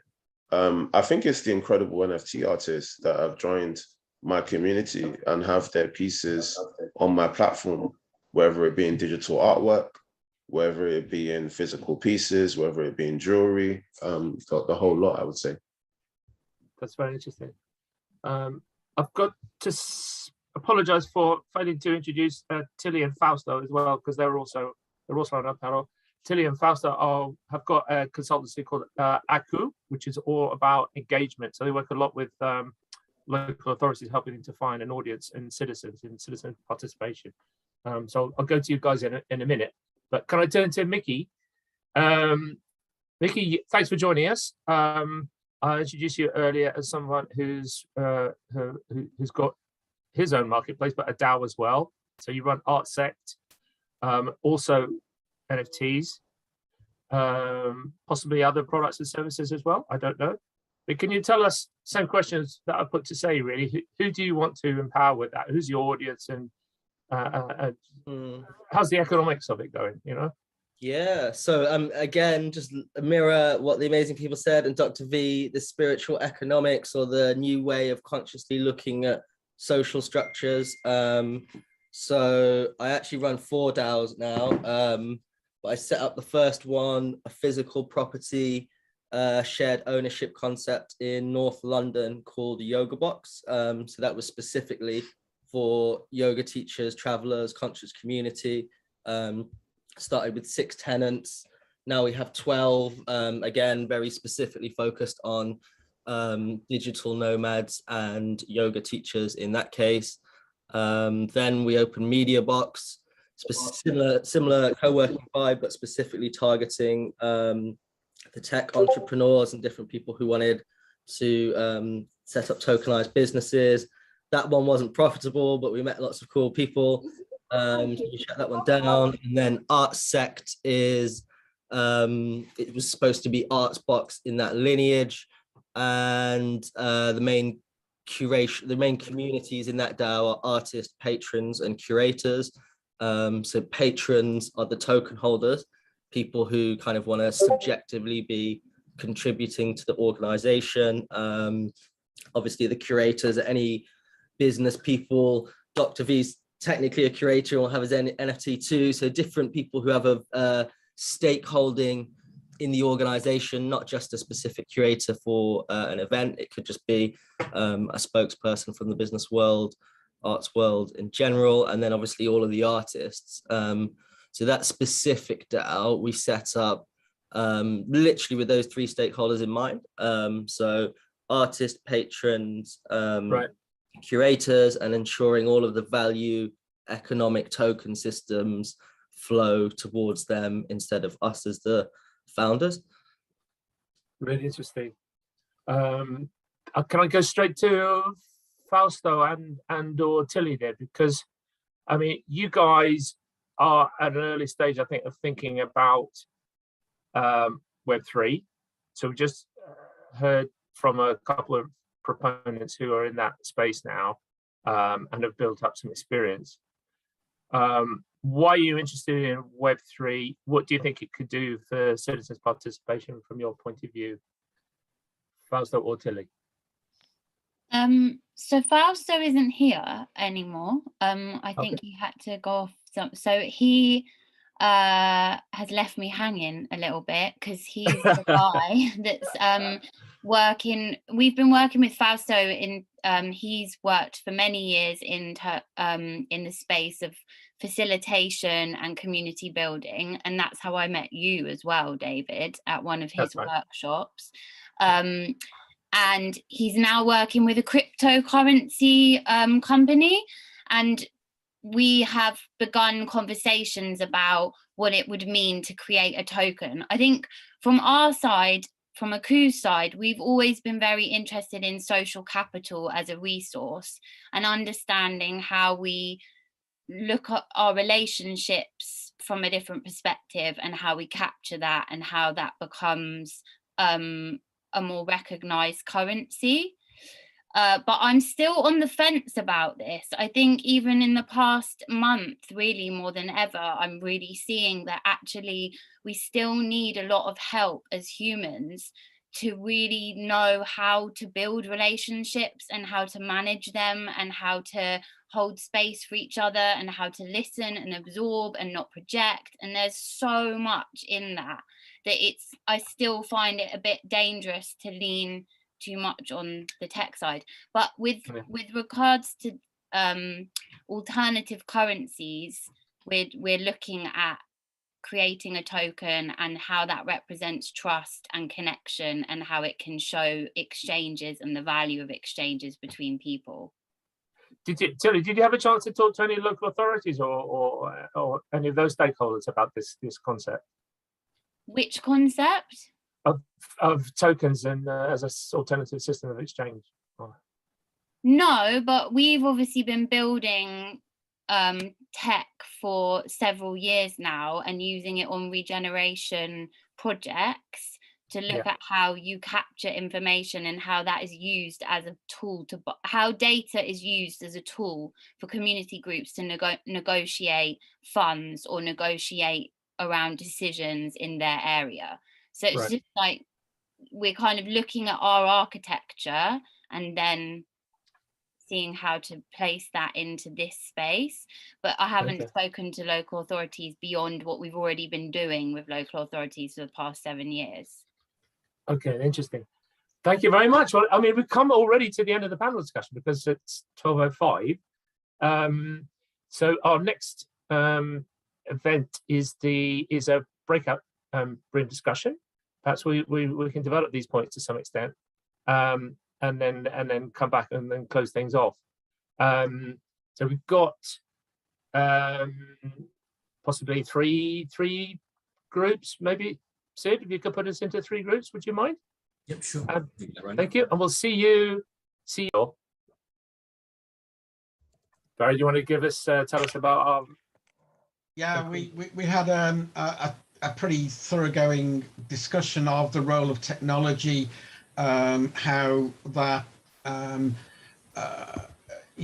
plays a role, but as we were talking earlier, that the operative philosophy that is behind it, is what makes it good or bad, ultimately, and that we're not building tools these days, or not just building tools. When we built the internet, we built an environment, and that's qualitatively different.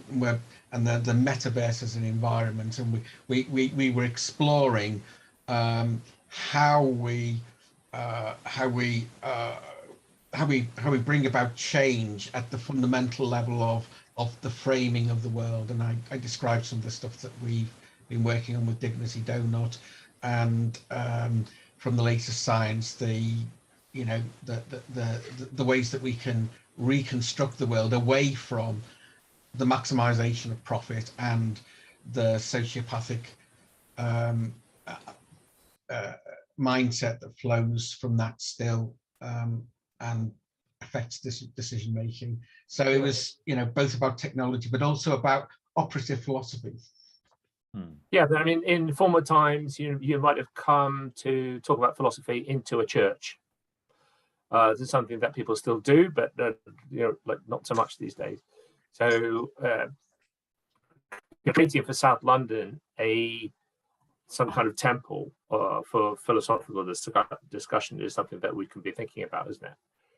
Yeah, as we touched on in earlier days, our consensus was around religion.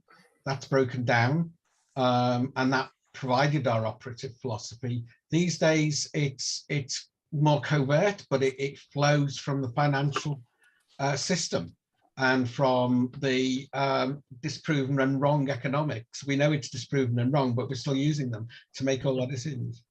I love where this conversation is going. We're not talking about creating a temple of community wealth here in South Africa. Vijay, could you summarize in your group what was going on there? We got to meet Nick, who is now working with Cordial, and we found out a little bit about his contributions there and what he's adding there to Cordial. And then we had a great conversation between Gordon and Tilly. Fragments of initial fragments of what can become a great conversation.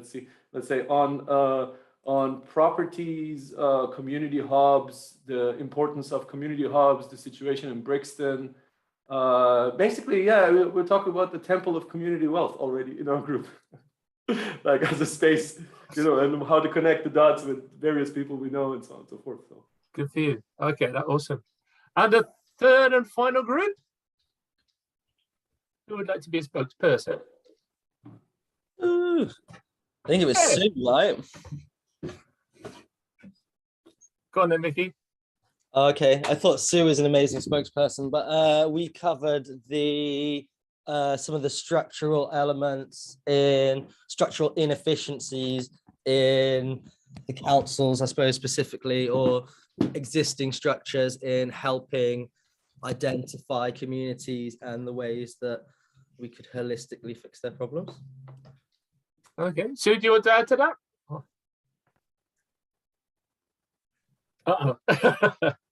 It's quite a lot to take in this conversation. I mean, and how technology advocates and people who are in the know, they can be the priests in the temple. It's how do you get the conversation, the congregation, on board in a meaningful way. That strikes me as the task, so that it's accessible. We need accessible language, and we need to be able to take concrete steps that are inclusive. That you can't be you're not shut out of the conversation because you don't know how to download a wallet, or you don't know, what the access points are. I think one really quick thing from that was amazing. So Sue created in my head one of the first models for these tokens was this, the Brixton pound. I'm from Stroud in the Cotswolds, and we had the Stroud pound, and I think that's really, really important when looking at the crypto market. Anyone who's using all of these old theories, philosophies, because it's nothing new. Collectives are not new. Co-ops are not new. Localized economies and holistic structures are not new. So just taking these frameworks rather than the purely economic speculative ones that some of the terrible crypto projects have been doing, that's going to be the key. So when you're watching all the up and down of money, this is just people playing around, but how are we measuring and applying these theories? I think that's going to be the thing that drives us forward the most. What organization you're from, actually? What am I from? It depends on what day of the week it is. I have a portfolio. But one of the things I'm linked with, I started initially I started in financial services. I then shifted into Brixton Letts, and then started with Brixton Pound, and now working with Mutual Credit Services. What I'm noticing, and I'm neurodivergent, Chris. Mm-hmm. And so luckily, I think faster than neurotypical people, but to do a communication with someone else, I have to create a 3D image.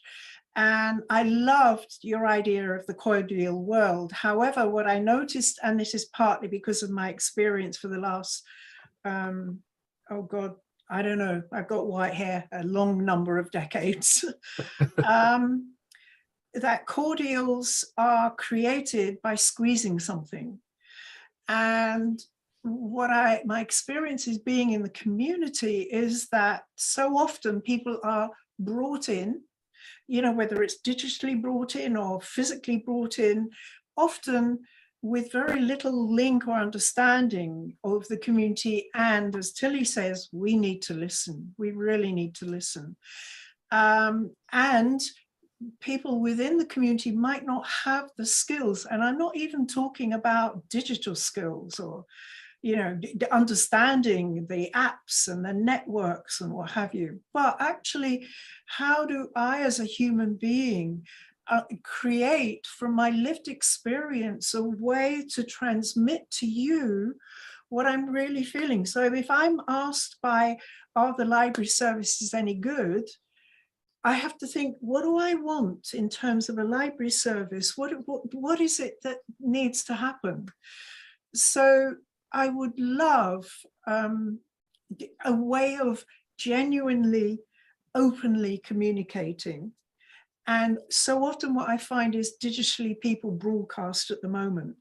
However, I did have a suggestion that maybe because we're not going to be able to deal with climate change effectively, maybe we as a species, we're now becoming irrelevant. We'll go like the dinosaurs. Maybe AI will exist in thousands of years' time and we won't. I mean, a crazy idea, but I'm neurodivergent. There wasn't the upbeat note I was hoping to end on. I'm because sorry. we could indeed become I think it is upbeat. I didn't mean to be down. I'm really sorry. I don't mean to be down. What I mean is that we need to integrate both. We absolutely have to have people, we have to have nature, and we have to have technology. And how do we, as Tilly puts it, how do we build those relationships? Okay, thank you so much. Yeah, So, maybe- ladies and gentlemen, I've had to draw the conversation to a close because people got other business to attend to. But in terms of closing remarks, I'd like to say Crystallizer, which is the beneficiary of this innovation voucher research, is really been moved forward by everybody's efforts, for which we thank you from the bottom of our hearts. There is, as we've been discussing all morning, a great deal of work to do. We do have a concrete project to implement, which is the Big Integrate project, which is about supply chain management with helping SMEs to be fit to supply into the local supply chain, in fact the supply chain in general. But our bit with Crystallizer is we're helping LSBU with a bit around local procurement and local supply. So I want to thank everyone for the participation. We're going to pull this together in a single report. We're going to email it to everyone. And I feel really energized and thankful. And I wish you a good day for the rest of the day. And we'll be in touch. Thank you very much. Thank you, everybody, and see you later. Thank you very much. Thanks, everyone. Thanks. Thanks, David.